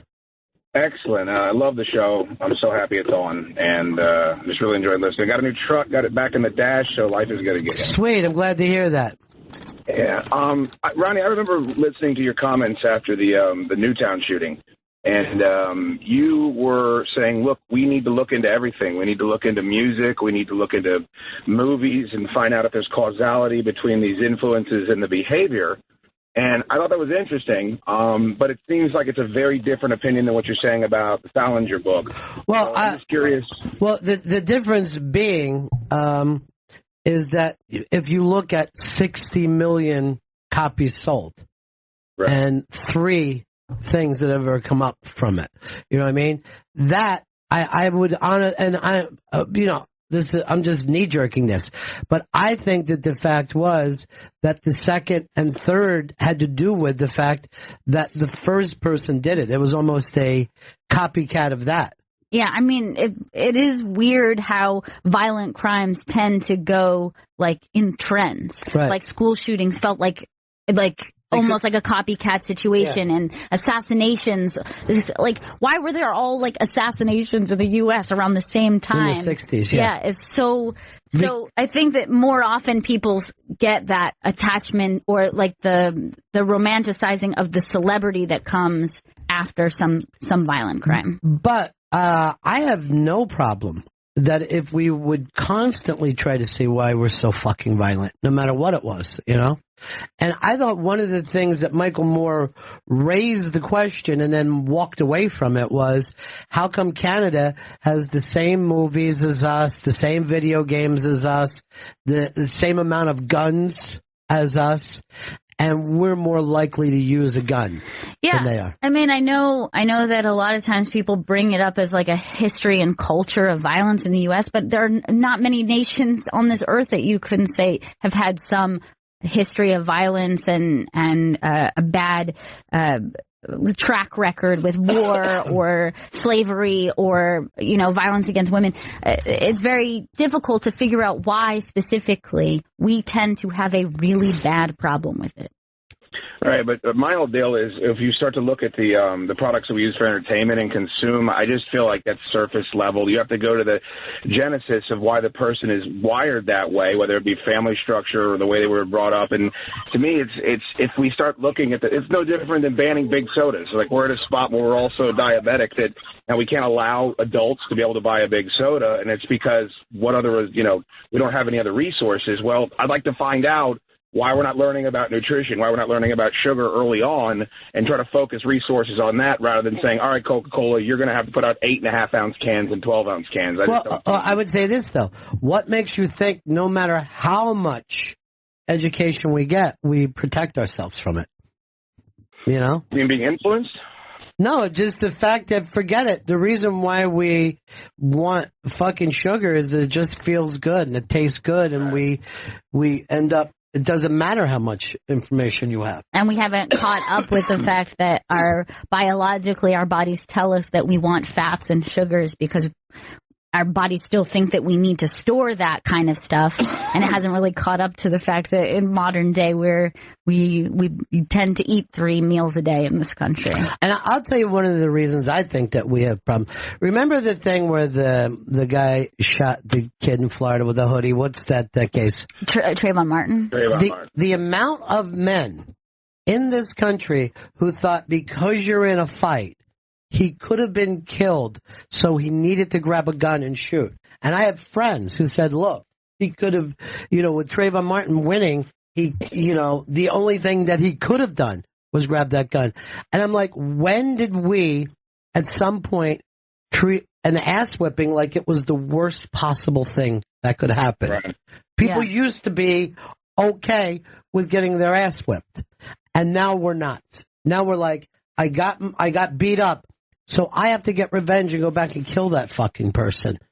Well, that's always that strange thing of like the knee-jerk parenting thing, where it's like, my parents did something this way, I want to do the polar opposite, and neither extreme is really good. A generation of maybe people saying, go out and defend yourself, hit first, or all that kind of stuff, and had zero tolerance, had zero education on like why bullying would be wrong. And then to go in the far opposite direction, where we fear physical encounter to the point that maybe we're leaving people without any armor, just regular confidence and protection of just getting into a scrap. Right. I don't know how you feel about Corolla, Ronnie B., but one of the things he always talks about when he was a kid and growing up and his family wasn't involved is that him and his friends would beat the crap out of each other, and they would urinate on each other, and they would vomit on each other, and all these horrible things. So now, as an adult, he doesn't view assault the same way other people do. He's not offended by criticism the way, like, I'm deeply offended when people criticize my work, since because my parents were preaching self-esteem my entire life, and everything you do is perfect, and now as an adult, I feel like I'm kind of spoiled by that. And so maybe some of that desensitization you're talking about, like peanut allergies. We're learning now if you show your kids peanuts at an earlier age, you can help them avoid peanut allergies. And I just feel like there's no difference between that and your behavior. Well, to go back to that thing of the physicality that used to exist. I didn't have a friend that I didn't have a fist fight with first. It was almost the beginning part of a friendship was to fight. Yeah. And when I saw my cousin not too long ago, he said one of his earliest memories of me and him were fighting on the floor over who was going to get the last piece of cake. And no adults were stopping us or anything. So funny. Yeah. Just dropping elbows for When I don't have a memory of it. He said we were fighting under the table over who was going to get the last piece of German chocolate cake. If you recreate that, if you reenact that with Pepper and Vito, I'll start the Indiegogo right now. I've got $1,000 on that. All right. First of all, don't ever joke about that because the $1,000 will be our end amount that we need for that fight. Oh, a purse. Chad, I'm glad to hear from you, buddy. I'm glad you're doing well. I love your show. I'm so excited you guys continue to do this. Thank you so much. You are a lighthouse in a sea of vapid political and sports talk. Thanks. Peace. I wish there was some reason to do political talk. It is almost zero. No. Yeah. I mean, I can't imagine how anyone doesn't have this political fatigue. I honestly try to keep my back to the TVs half the day because I just can't. Hey, Bob, North Carolina. Yeah, what do you mean that Trayvon Martin was just beating him up? He went for his gun. It's in the court document. But why would he even have a fucking gun? Why are you such a pussy? You got to run around with a fucking gun. Okay, so 100 million people have a gun. But why? That's what we're fucking. 100 million guns in this country. Why would you have one? Because of douchebags like Trayvon Martin. He was a kid who. And no one's reporting this stuff. And what are you reporting on sugar for? Aren't you a fat guy? What are you talking about? I'm talking about you. First of all, you little fucking snowflake that you heard something about a fucking gun. You fucking pussy. You fucking pussy hiding behind your fucking phone and acting like I know you enough to know what you look like, but this is the first fucking call you make, you fucking cunt. You'd get your fucking ass beat in a fucking heartbeat. So go hide behind a fucking phone, you fucking pussy. So he fucking hears something after listening to the show for so long where I say, why are we so easily offended? And look how he fucking calls. And then his reason for having a gun is because so many other people have guns. What a fucking douchebag. Bob in North Carolina. I gotta have a fucking gun on me at all times. Somebody could fucking hurt me. You sounded like you were ready to fucking cry. Dave in PA. Hey, I have a question for you, Ron. What's up, buddy? You were saying that we shouldn't have guns and everything like that. We should. No, fuck it. Hold on. Here's what I said. I said the fact that you hear from people, right, about the Trayvon Martin thing, which everyone acted like the guy could have been killed by this 17-year-old fucking kid or whatever he was. I'm telling you, I grew up in an age where people used to have fights and everybody didn't think, oh, you could be killed. Or you could get punched in the jaw or thrown to the ground without you thinking my life is over. I'm just pointing out to you fucking snowflakes that the world has changed and everyone treats themselves so fucking precious. Like little Bob from North Carolina has to start crying because he thinks his fucking manhood has been affected because he can't physically fight, so he has to have a fucking gun on him at all time like it's the fucking Old West. You don't fucking need it. Let me ask you this. Do you think that society has evolved to a point, since we're not a third world nation, that I shouldn't have to go out the door and worry about an ass beat at this point? First of all, you don't have to. It's a less violent world than it's ever fucking been. There's less to worry about now than at any other time in the history of this fucking country. But everyone worries more now than they did 20 years ago, 40 years ago, 60 years ago. I had a gun in my house my whole fucking life. But my dad wasn't like, where's the gun? Remember, guys, the gun's right here. We had a gun to fucking shoot animals with. But if someone come into that fucking house My dad would have cut him in half. We fucking got that. Sure. But we weren't concerned about it. He also had a gun, but it wasn't like for the purpose of walking down the street playing cowboy for something that wasn't necessary. You know what I mean? The conversation is not whether or not it is valid to have a gun in your home. That whole scenario shouldn't have occurred from the beginning. That whole thing happened for no reason. And by the way, it is, fucking Chad just gives us the thing of, it's nice to have a show in the middle of all the political show. The second you bring up a gun, everyone fucking turns political. I am not fucking for banning guns. I've never fucking come out on that. But a little fucking snowflake thinks for a second because someone mentions a gun. Now I gotta call and fucking scream at that guy because you're such a fucking pussy that there's no other way for you to do something than behind a fucking phone. Jesus Christ. I hope seriously, I hope Trump just fucking rains all over this shit. What a bunch of fucking idiots. Jerry in Canada, what's up? How you doing? Hey. Yeah, I've listened to you guys for a long time, whether it's you or Anthony even talking about guns and stuff. And as a Canadian, we view it as a tool, not as a weapon like a lot of Americans do. I go back and forth. I'm a truck driver, and I sit there and I listen to people talk about, I need my gun, to defend myself. And, you guys are so advanced in the States with drones and stuff. You'd knock out, if I had a gun in the States, you could sit there and shoot me from 50 miles away with a drone. So, but yeah, I think the biggest difference is, we view it as a tool, something we use to go hunting with or whatever, where you guys use it to defend yourself. Well, we have less hunting now than ever. People are fearful. For whatever fucking reason, people are fearful. And how many times have you heard in your lifetime, they're coming to take our guns away. They're coming to take our guns away. And they never fucking have. No one has even made an attempt to take your guns away. And every time we have an election, gun sales go up because there's always a rumor they're coming to take our guns away.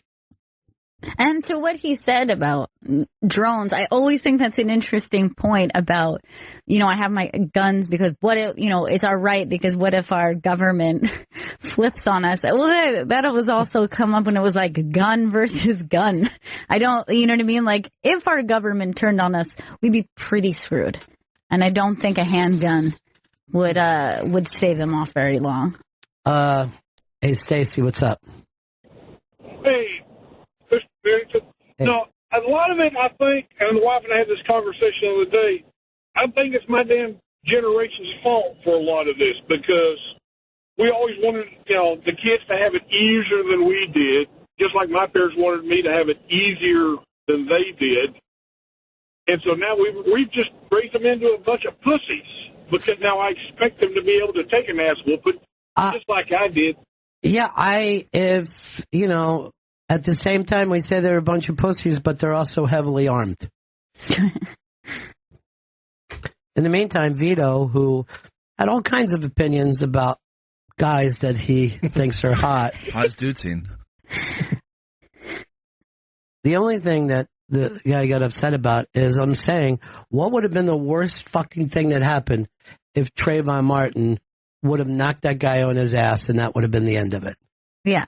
But he also, the whole circumstance wouldn't have occurred because he felt confident to approach this kid because he had a gun. You know what I mean? Like if he hadn't had a gun, if he really felt like this kid looked suspicious to him, he would have called the cops and the cops would have showed up and hopefully would have just said, where do you live? Okay. But you're going back to the facts. And I'm going to just say this.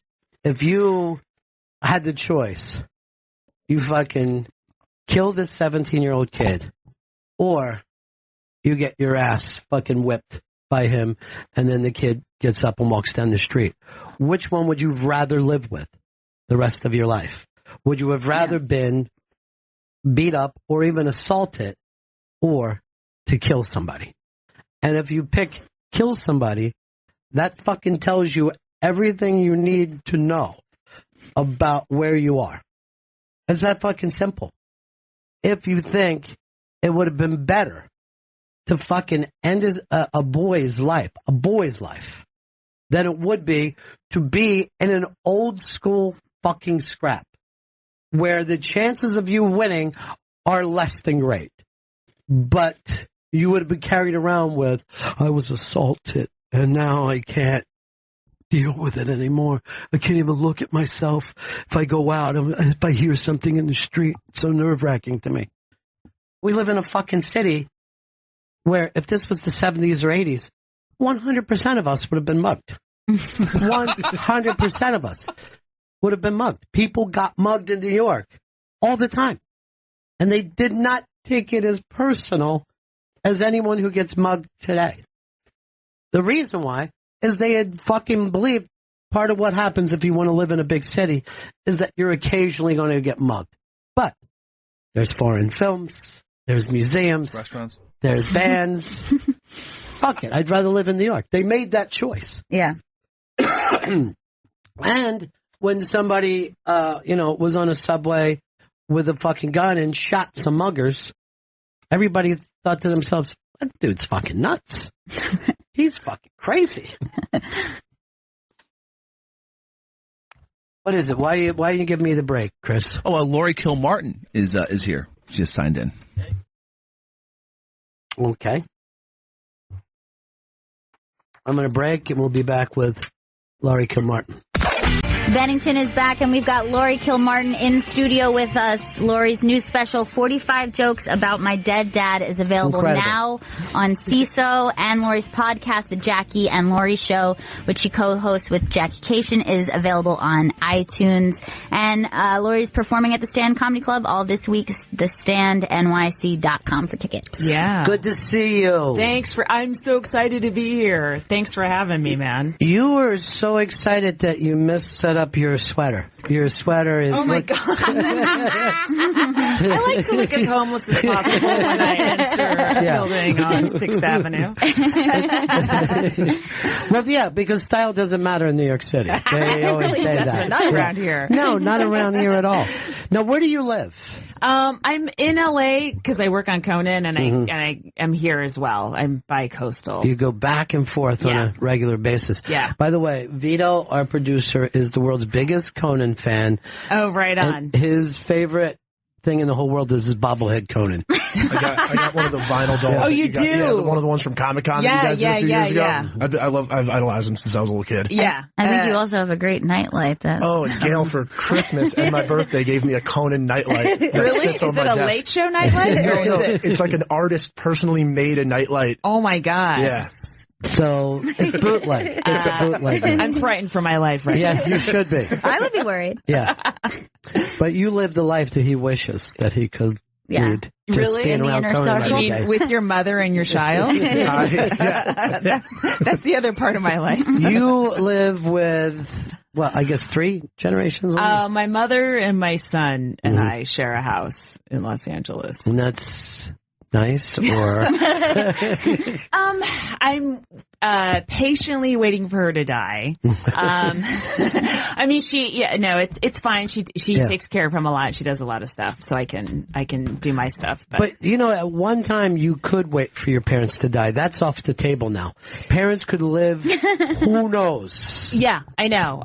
And the fact, like, my dad died a couple years ago, and he was healthy his whole life, and the fact that my mom is still here is shocking. Even to her, she's appalled. Like, she should have died in her 50s. She's very unhealthy. She's been limping for like 40 years. It's just a roll of the dice. Yeah. It doesn't matter what you do. It doesn't matter at all. Yeah, it seems like it. Because they can keep extending you. They can keep just giving you 5 more years. Yeah. Yeah. Well, my dad is 90, and like we had a couple of times this year where we're like, oh, and then I'm talking to him yesterday, and he's like, I'll tell you what, man, it's going to be a great summer for the Phils. I'm going over this, and I'm like, and I hang up and I send him my check. I go, he couldn't sound stronger. Yeah. Right now, he could not sound stronger. That's awesome, but it's also, you know, after 80, you're like, all right, come on already. Yeah. Like you want the shoe to drop at some point, Right. you know? He doesn't, though. He's going like this. When we just had his 90th birthday, he goes, 10 more. And he also is like this. We'll see He's in like, 10 years. And he's going over papers, and he's going like this. I go back because he does the Ancestry.com. He goes, you look at the record holder for our family. And I go, yeah, I didn't even need you to look it up. I'm obsessed with Ancestry. How far back do you go, and where do you go? He goes deep, yeah. Yeah, he goes back into at least the 1600s. No way. That my family, the Benningtons, were in this country. Wow. Yeah. So, but he only goes on one side. My mom will not permit her lineage. Yeah, she stops at her own parents or something? Yes, because she thinks it's not right to go get into those people's business. Yeah, she said, I remember once they were arguing about it, and she was like, you're waking the dead. They don't want this. Yes. You're meddling with their stuff. These are their secrets. What's her nationality? Well, she's Irish, but she's a big believer in family secrets should stay secrets, not to be outed. Well, Ancestry doesn't say who slept with who, really. No.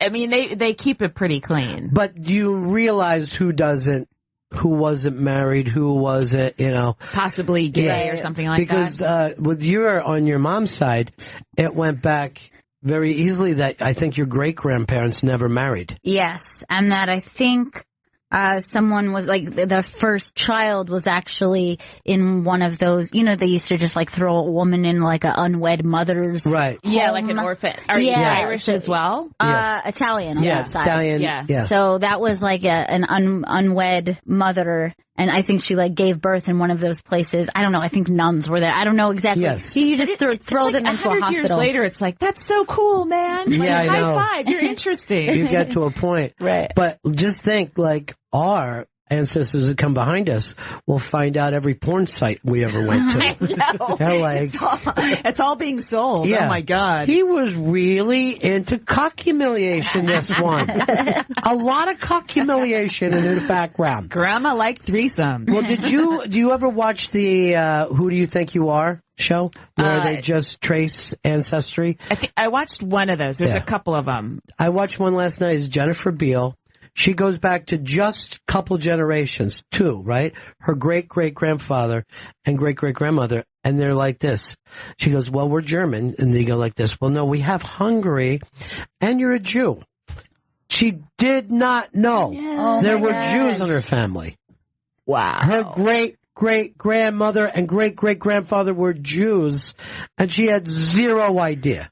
Wow, that's so interesting. Did she get 10 IQ points smarter instantly? The thing is, she thought that, she goes, you know, our family always said that we were Cherokee. Nobody in her family was ever Cherokee, but they were Jews just 2 generations older than her parents. That's so weird. That's an odd cover. Like, we're not Jewish, we're Cherokee. That's not a, Somebody should try not a that. lateral move, exactly. That's pretty ballsy. Yeah, somebody should have tried that with Hitler. Just go, la, la, la, la, la, la, la, la. We're Cherokee. I have heard from so many people who claim to be Native American, and they just never are. They just never are. I know a lot of people who throw out the, like, I'm 132. Yeah, I hate that. So, Have you done the blood test yet? yeah, I did, and there was a lot more Eastern European than I'd ever heard in my family, because I'd only heard Irish, English, and some German. Yeah. But there was Slavic people and stuff like that. Yeah. I don't know if I believe in that DNA testing. Do you? They can tell where you come in the world. It sounds legit, but it's interesting how many Slavs and Jews were just hidden, just like Right. you just had to tell them you were something else instantly. Right. No one. Yeah, nobody wanted to be Hungarian. Let's face it. My dad, even still, no one wants to. My dad's racism runs into places that we don't anymore. Right. So he will call you a honky, not like honky, like hunky for Hungarian. Like it's an insult thing. Oh my God. Yeah. Wow. And the street that I live on in New York, well, all the streets were that way, but a real old guy who was born there was like, well, this was the German street, and we didn't go next door to the Irish street. The Irish were assholes, and they would, Oh my God. if they were just crossing the street, they could get jumped. So my street was a German block. Now it's like a Citibank or a Chase Street. Right. It's not tied to ethnicities anymore. Dunkin' Donuts or... This is the thing I'm noticing about all the banks we have in New York. No one's ever in them. Starting to really weird me out. Yeah, you're right. Yeah. Like, I don't even remember the last time I went in a bank. People don't deposit their checks anymore. No. So what is it? You go to the ATM machine and that's it. You don't go in and stand in line in the bank. Or you have like direct deposit or whatever. There's no reason. But now... the ones you stand in line in are actually kind of fishy looking. Yes. Yeah. You're like, what the fuck is going on in here? And when's the last time someone even robbed a bank? You never even hear about that. No. Because there's no money in a bank. You just transfer numbers. Yeah, that's like one of those like old school romantic thievery things. This was I'd love to rob a bank. Somebody recently tried to rob a bank with his with a finger gun. That was one of our premises a couple days ago. Pointing a finger? Yeah. You dirty rat. I'll plug you. Lori Kilmartin is in studio with us. Her new special 45 Jokes About My Dead Dad is available now on CISO. Did you have any worries about how people would receive that special? I worried that they wouldn't receive it at all. Mm-hmm. Yeah. They had a hard time selling it. Really? Yeah. Chris Italia and Frank and Steven and the guys that put it, they kind of front loaded the documentary part up front. They sort of changed it in a way that made CISO want to buy it. So I'm totally grateful that they did that. But I was just trying to sell the stand up and everyone's like, it's kind of a downer. Little dark. Little dark. We all have dads and we worry. Dad, dick jokes, little dark. Yeah. Well, since me and Gail are the only people here with dads right now, so that's true. Yeah. You guys are all in the club. Vito, your dad died when you were how old? 3 turning 4. So it made it easier on you. Yeah. Congratulations. I had no idea it was so great. That's a good relationship. I like that he says turning 4. Like you're still that kid. Almost 4. 36 on 37 months. How many are you? 3 3/4. Do you have any memory of your dad at all? Yeah, I have a few memories of him. Because even when he had the cancer, he still demanded to go to the beach. So he was very tan. And he was bald. Italian. But he was dark tan and he was bald, so I thought he was black when I was a little kid. And he played Mario a lot. Maybe we should do Ancestry and check it out. We don't know. Yeah, I mean, he could be. We should do one of those. I would love that. It's interesting to be tan and have cancer because that's not usually the way it goes. Usually tan. you're just pale and he wouldn't stop going to the beach. Yeah, good for him. Yeah, well, I'm glad he enjoyed it. He had a lot of time off. It's relaxing. Yeah. When you put it like that. Chris, how old were you when your dad died? I was 20 going on 21. So you got an extra 17 years that Vito never did. I got more dad time, so I feel better than Vito. But not much more. But did you get stepdad time? Yeah, 10 years of stepdad time. Wow, Jesus Christ. When he died, yeah. What are you doing to these people? Oh, no. They're Italian. They could always die in New York. And Chris, your dad was a heroin addict. Yeah, he liked the dope and the booze. Mm-hmm. I wonder why he passed away so early. Did you wonder? No, because actually my mom had just kicked him out of the house. So he was a month on the streets and then he passed away. Wow. So it's her fault. It's her, hey, why don't you enable him some more? As long as we have assigned appropriate blame, that's most important. Well, a lot of people have alcoholic dads, but to have a junkie dad, that's really exciting. Yeah, it's different. I can pull that out. People don't hear that a lot. You're kind of like Prince in his Purple Rain when his dad was kind of a hipster. Where are you? It's like my most favorite moment. He comes like running in, and it's like he's trying to get tough with his dad, but he has like the most effeminate, like, where are you? Like running through the house. It's so great. God, I love that movie. Well, what's not to love? You should write a memoir. It's always a good story to have a junkie parent. Oh yeah, it's good. And he was very jive. Like he was a jive white dude. So he was really down with everyone in the streets. Oh my God. I already hear the soundtrack. Yeah. He's one that, like, I think you could use a little look into your genealogy because I think he looks so Native American to me. Yeah, he does. And his dad? His father. Oh, yeah, his dad. Chris's dad looked. But Chris, this is kind of interesting, Larry. Chris doesn't have a single living relative. Oh my God. When his mom died, that was it. Yeah. You don't have and I've never met another human being. You're so young. Elderly people who don't have living relatives. Yes. Yeah, they're all gone. I had pointed out to him that there is a name for in a species, when you are the last of a species, it is an endling. So he is like the endling of his family line. That's brutal. Are you going to have kids? Do you have kids? Oh God, no. Are you going to have? No. It's time to start your family anew. No, Yeah. I like being the last one. You're going to kill it? You're going to end it? Yeah, we'll mercifully end this fucking thing. Jesus Christ. Because you ought to end it with a belt around your neck. I'm choosing to do this, everyone.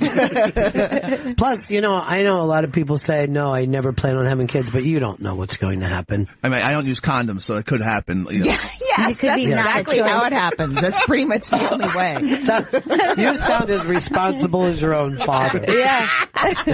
Once my dad said, like, my dad was very dark skinned, very olive skinned, and I'm pale as fuck. And so one day, like, I was a little kid, he said, there's black people in our family. And then I got upset at him and said, no, you're lying. I was like, a little racist. I no longer feel that way, but at the time, that's terrible. Like, I like how he like treated that immediately like being teased. Like that was like got your nose status. He was like, "Nuh-uh." But as long as you aren't a junkie, you'll be a better father than your father. Well, like you can late. leave your kids. You don't have a junkie body. That's why I didn't assume. I think that's a compliment. That's a Thank you. compliment. It is. Now there's fat junkies too. Well, you were never heroin. It was always just other pills, right? I dabble in OxyContin or whatever, but then that I you just love got tired of that. sister morphine. You understand where your dad's head was. Oh, I get it. Yeah. All you have is a fear of needles, is what you're saying. Like as a kid, we were broke, and like I would yell at them, "Why are you spending money on cigarettes?" Like now I understand why they were spending money on cigarettes. Trying to keep off of heroin. Fucking need that cigarette when you're all high.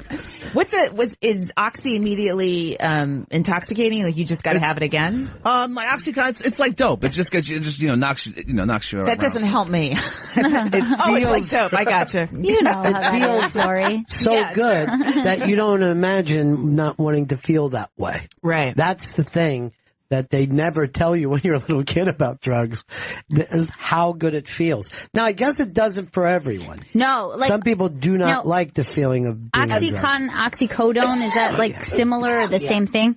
Because I was given that when I had an injury. I had like messed my thumb up really bad, and so I was given it, and it was maybe the worst feeling I've ever felt. Like it was true horror. Like it felt like I can't explain it, but I was so sickly feeling that I was like, if this is even remotely You gotta like, get through that though.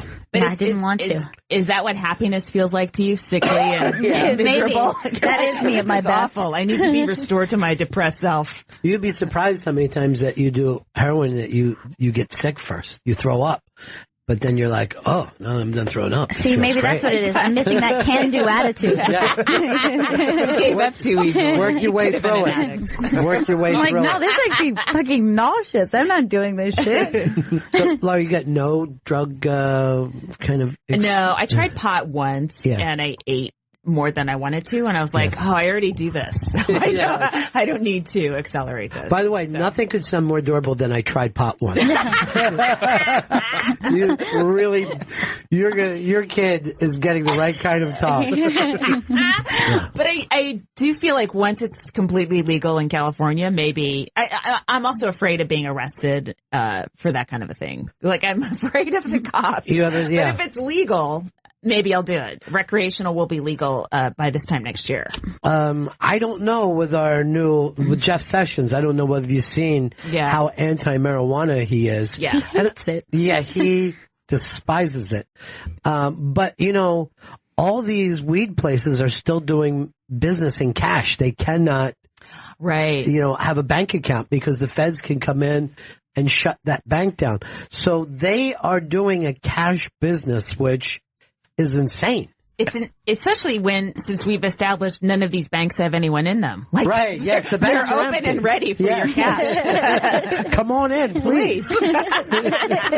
We've got nothing but room here. And now there are like new businesses popping up with basically cash couriers. We're just like dudes with fucking machine guns who are taking all these pot dispensaries because they're making a ridiculous amount of money. God. So they need to get that from one place to another. But you got to be like Omar and rob those dudes. Exactly. Yeah, that's the business to be in. This could be a good movie, actually. Yeah, well, I'll get started on it. The winds howled and the fishmonger.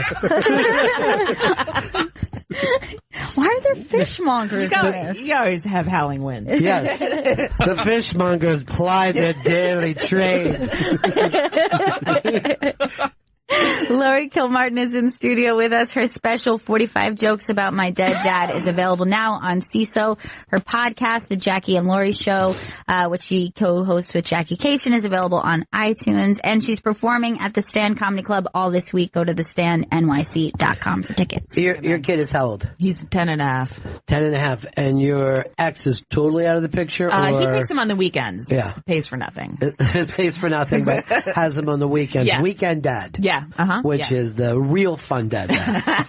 Because when you're 10 and 12 years old, you wish you were with your dad on the weekends doing stuff. Oh yeah, they do. They make movies. They do. I mean, it's like party time, and I'm homework and piano lessons. Yeah, I hated. That's the thing is, because my dad stayed with us, I never was on a bumper car with him or played miniature golf. You never felt guilty? No. Oh, that's too bad. No, you were just, when you're the dad that does that, you could just go like this, shut up!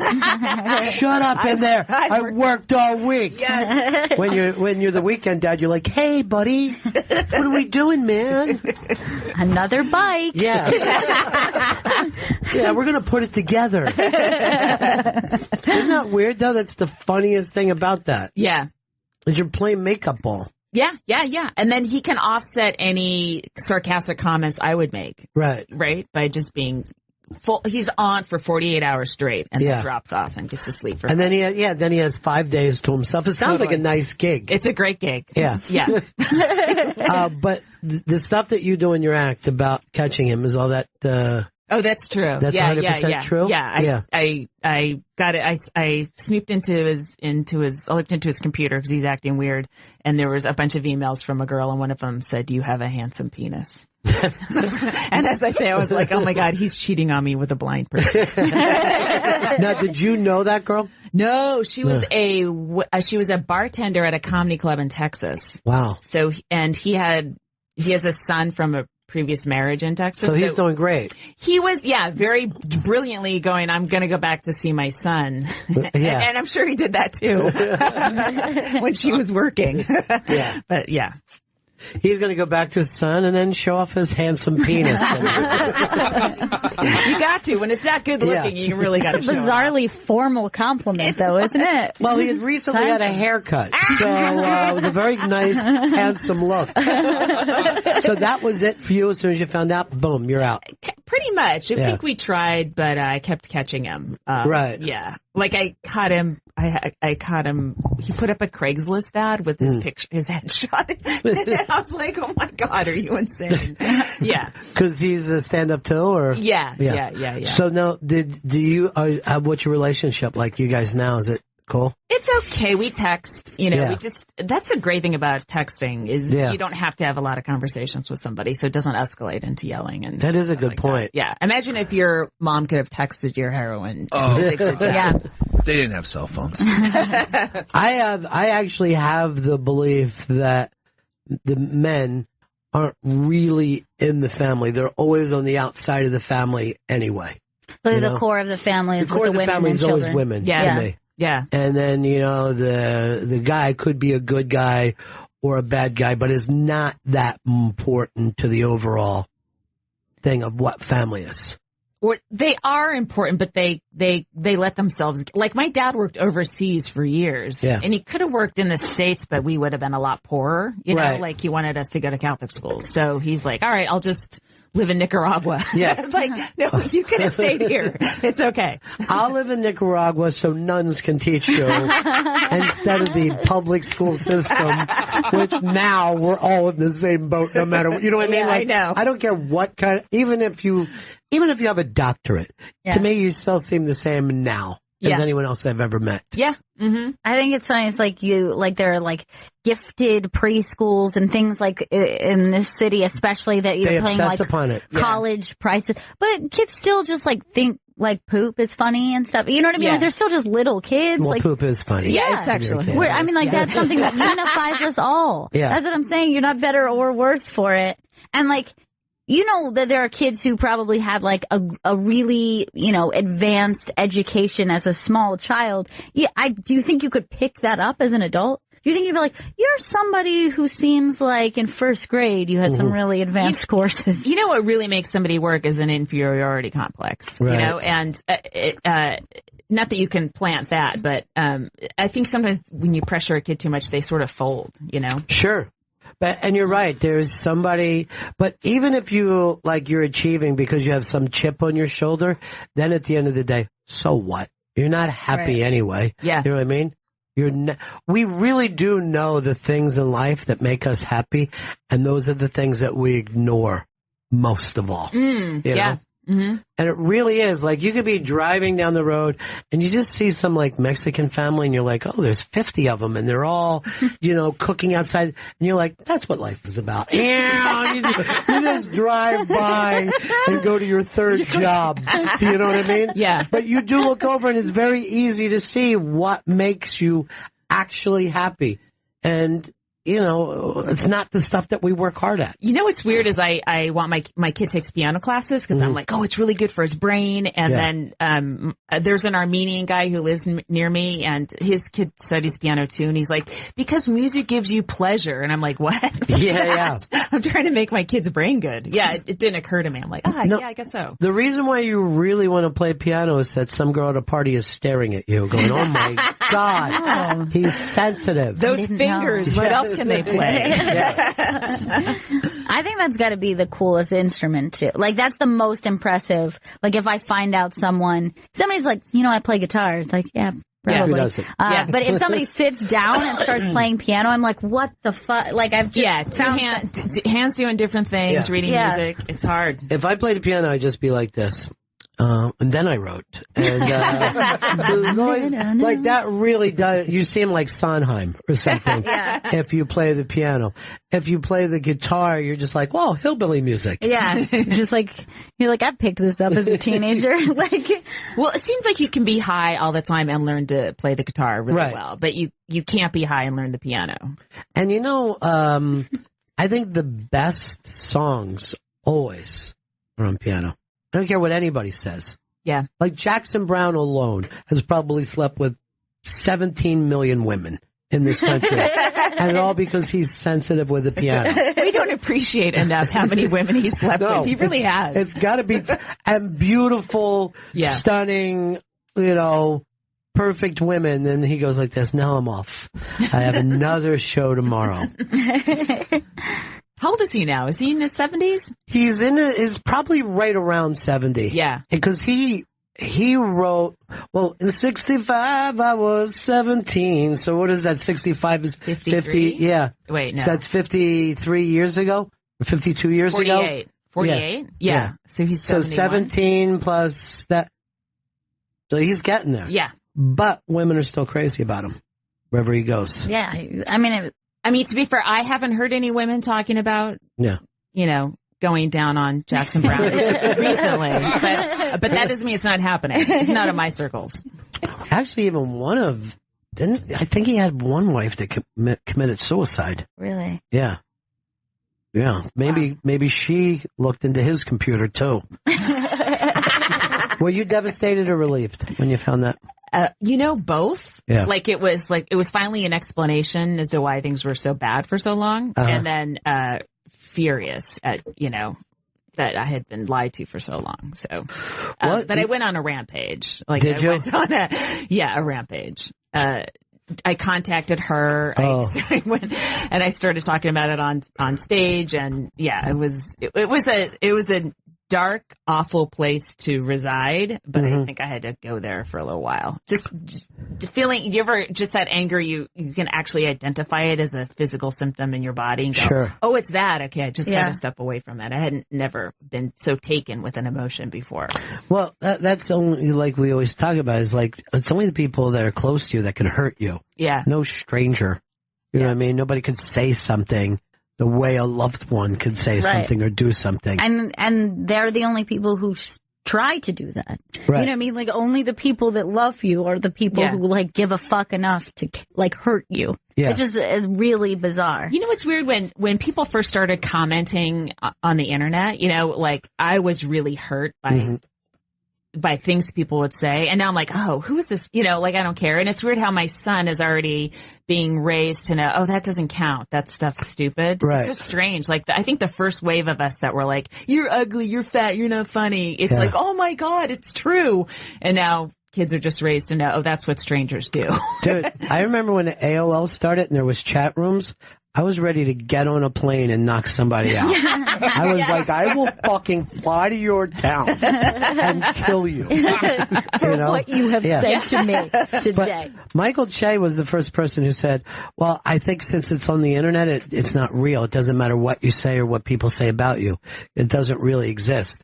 And I'm like, that actually makes too much sense. Yeah. You know what I mean? Yeah. That is like literally logical. And the fact that none of it sticks around or stays there. Yeah. Yeah. Or now we know, like, didn't it feel like when it was first happening, it felt real and felt like a truthful critique or something like that? And now we know it's crap, right? Well, you know that you can go to any article and go to the comments section and read crazy people. Right. No matter what the article is. Yeah. Crazy people. And do you think, like, this is something that was, like, dormant in people and it came out through the internet? Or is this like, oh, this is how people comment on the internet, so I'm going to say things like this that are crazy? No, I think that we used to just sit and look at our TV and say horrible things. To each other, right? Yeah, we would just be watching TV and just saying that people were whatever. And now you can just say it to them. It's just fucking nuts. Yeah. Or that, like, particularly when it seems like somebody has, like, you like do an @ of someone on Twitter and it's like, because I want you to see this and, like, you think that you deserve a response for your thought. Oh, like, yeah, that's pretty really weird. creepy. Like, everybody has shitty thoughts and that's totally fine. You have a shitty opinion about something. That makes sense. I have shitty opinions about things. But I can't imagine being like, who would find this shitty opinion interesting? The person I have it about. Right. Like, it would never occur to me to want them to hear that. I guess people think that they don't really read their Twitter or something like that. Celebrities don't. Some people expect to get an answer back. They're like, that's hey, true. Yeah. I wrote to you like 15 minutes ago. Where are you? I'm an egg with 3 followers. Respect me.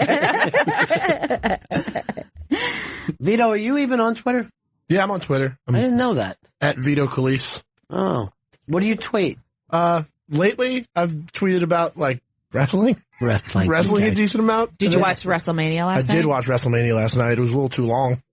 I watched a lot of it at the stand. It was pretty amazing. Oh, that must have been really cool. What were they? Why? I didn't. Well, because they have a nice big screen. Well, like, stand-up comedians, like, there's so many that are wrestling fans, and they're like really fun wrestling fans that I've spoken to. Yeah, I wasn't, but I was amazed by they would pull out and there'd be maggots on the mat. Yeah. I was like, what is that? And I couldn't decide if I loved it or I hated it. Why? So Bray Wyatt, to play mind games with Randy Orton, they like projected worms, cockroaches, and spiders onto the ring at different points when he did his little like bridge thing, but it came off like less like, oh, he's like doing magic, and it was like, oh, Bray Wyatt talked to the production team before the match.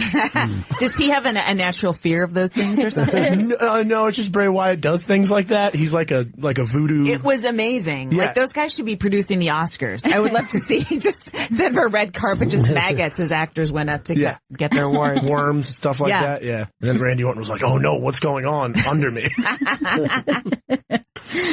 Production did not tell me what was going on. Vito was telling us it was 7 hours long. 7 hours of wrestling. Started at 5 p.m. and it ended at midnight. Yeah, I left during the Undertaker fight. I couldn't take it anymore. A lot of people did. Oh, is that right? I mean, like, you could see people walking out. And I fell asleep for 5 minutes during the Undertaker match, and that's never happened to me before. And that was his swan song, right? That's supposed to be an emotional moment. But it was really unexpected. I didn't know he was going to be retiring. You know, now that he's in his 60s, he's got to really start and think about his health. He's 52. Goldberg's 50. Yeah, Jesus. and Goldberg's match was shorter than the Undertaker's entrance. Wow.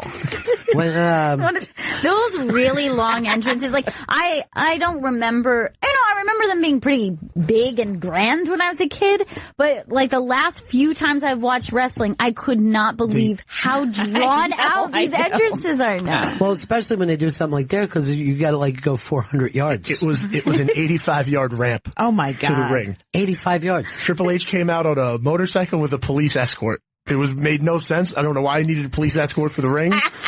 And then Goldberg comes out, like, he's always come out with these SWAT officers, and that's never made sense to me. Like, if you're so tough, why do you need 10 SWAT officers with you? Are they to protect you?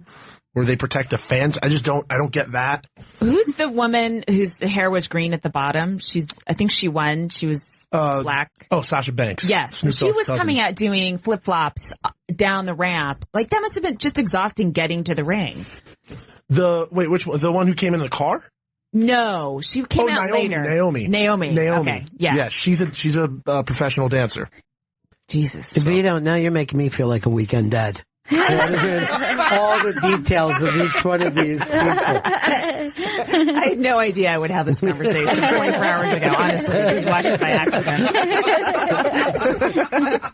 Lori Kilmartin is in studio with us. Her special 45 Jokes About My Dead Dad is available now on CISO. She's performing at the Stand Comedy Club all this week, so go to thestandnyc.com for tickets. She's just crazy funny, too. Thanks. So are you, man. I love being on your shows. They are so fun. The Stand is a lot of fun, don't you think? It's just a really great room. I get to do a wedding proposal down there the other night. Oh, really? Yes. This is so funny. God. Just finding a reason to get these two on stage. So, God. So you had to come up with a circumstance to get them both on stage so he could propose. Yeah, I acted like I was doing a magic act, and then I picked a couple people, and I was just really annoying with it, and just went on, and I'm like, okay, you two up on stage right now, and I made them think of these things, and I go, and I want you each to think of a question to ask each other, and then I said to him, I go, and do you have your question for her? And he hit his knee, and all you heard was other females. Oh my God. Yeah. But this was the really funny part. So, Adele says to me, this guy wants to do this, but we'll wait to the end of the show, right? So I go, okay. And then I go, show me exactly where he was, and they point him out in the crowd. And the show starts, and I just see this for the next 2 hours. He was just smiling through the whole night. And every time I would look over, I'm fucking laughing my ass off. Oh, I wish you would have been kicked out. That would have been awesome if you'd been unruly. Yeah. I should She just drinks too much. Yeah. I should have just been degrading him in front of her. You're not even a man, sir. Who was it? You said somebody at the Stand had like a crazy story that you wanted to tell me about their dog or something? Oh, yeah. We don't have time for this, really. How much time we got, Chris? About 3-4 minutes. All right. So, you know Lily, who's one of the waitresses there, and she's friends with Lisa Traeger and all that. So she went on a vacation, right, and left her dog with someone. Oh, my God. And that person decided to keep the dog. What? And They they decided to keep the dog. They went to the vet and had the fucking thing put into the dog that it's their She dog. microchipped her dog. She microchipped her dog. Oh. She's suing right now. She can't just call the police and then They march did. over They there? go like this. Hey, you know, you guys got to go in front of a judge. We have unarmed black people to beat. We can't worry about your dog. Yeah. This is so scary. That's like a horror movie to me. Why are you laughing? Just because I'm seeing Gail. If somebody took Bernie, I wouldn't come can't. into work the next day. Oh Dude, my God. So I see her around where she's just crushed. She's just crushed. I mean, it's like somebody gutted her. This is so sickening to me. Yeah. And then, were they friends? How did she meet? I didn't even get all those details. I offered her to come in and see if we couldn't get some legal help for her. But here's the weird thing. So I'm at a coffee shop the next day and I'm telling people and they're like, dude, that happened here on our block. And the people came in even to Java Girl and tried to say, you saw me with that dog. You know that's my dog. Whoa. And the person who stole the 2 dogs still has them. There's 2 ladies who did it to each other. Oh my God, this is so sick. You could do that legally at the pound. Just yes, that's how you could get any take a dog. Yeah, Oh my God, there's so many dogs. I for do it. admit though, when you left your dog with me, I did want to keep it. See, that's what I'm afraid of. Like, she's the exact kind of dog someone want to keep because she's so good. That never happens with a babysitter and a kid. No. They're like, here you go. They're like, take your kid back. There's going to be an Amber Alert for a dog now. But could you imagine to take them and microchip? That's psychotic. Come back, and when the person comes back, you're like, no, this is my dog. It's like a Twilight Zone episode. It's so Well, a dull one, but yeah. You know, it would be one of the worst Twilight Zones. For me, it's the worst. Yeah. That is a good way to get rid of a dog, though. No. Sherrod offered to go there and whip ass. Uh-huh. You know, I don't know if that's the right thing to do. I think it could be. But it's worth a shot. I felt very embarrassed because I'm like, hey, feel free to come on my show and we'll see if we can't get legal help.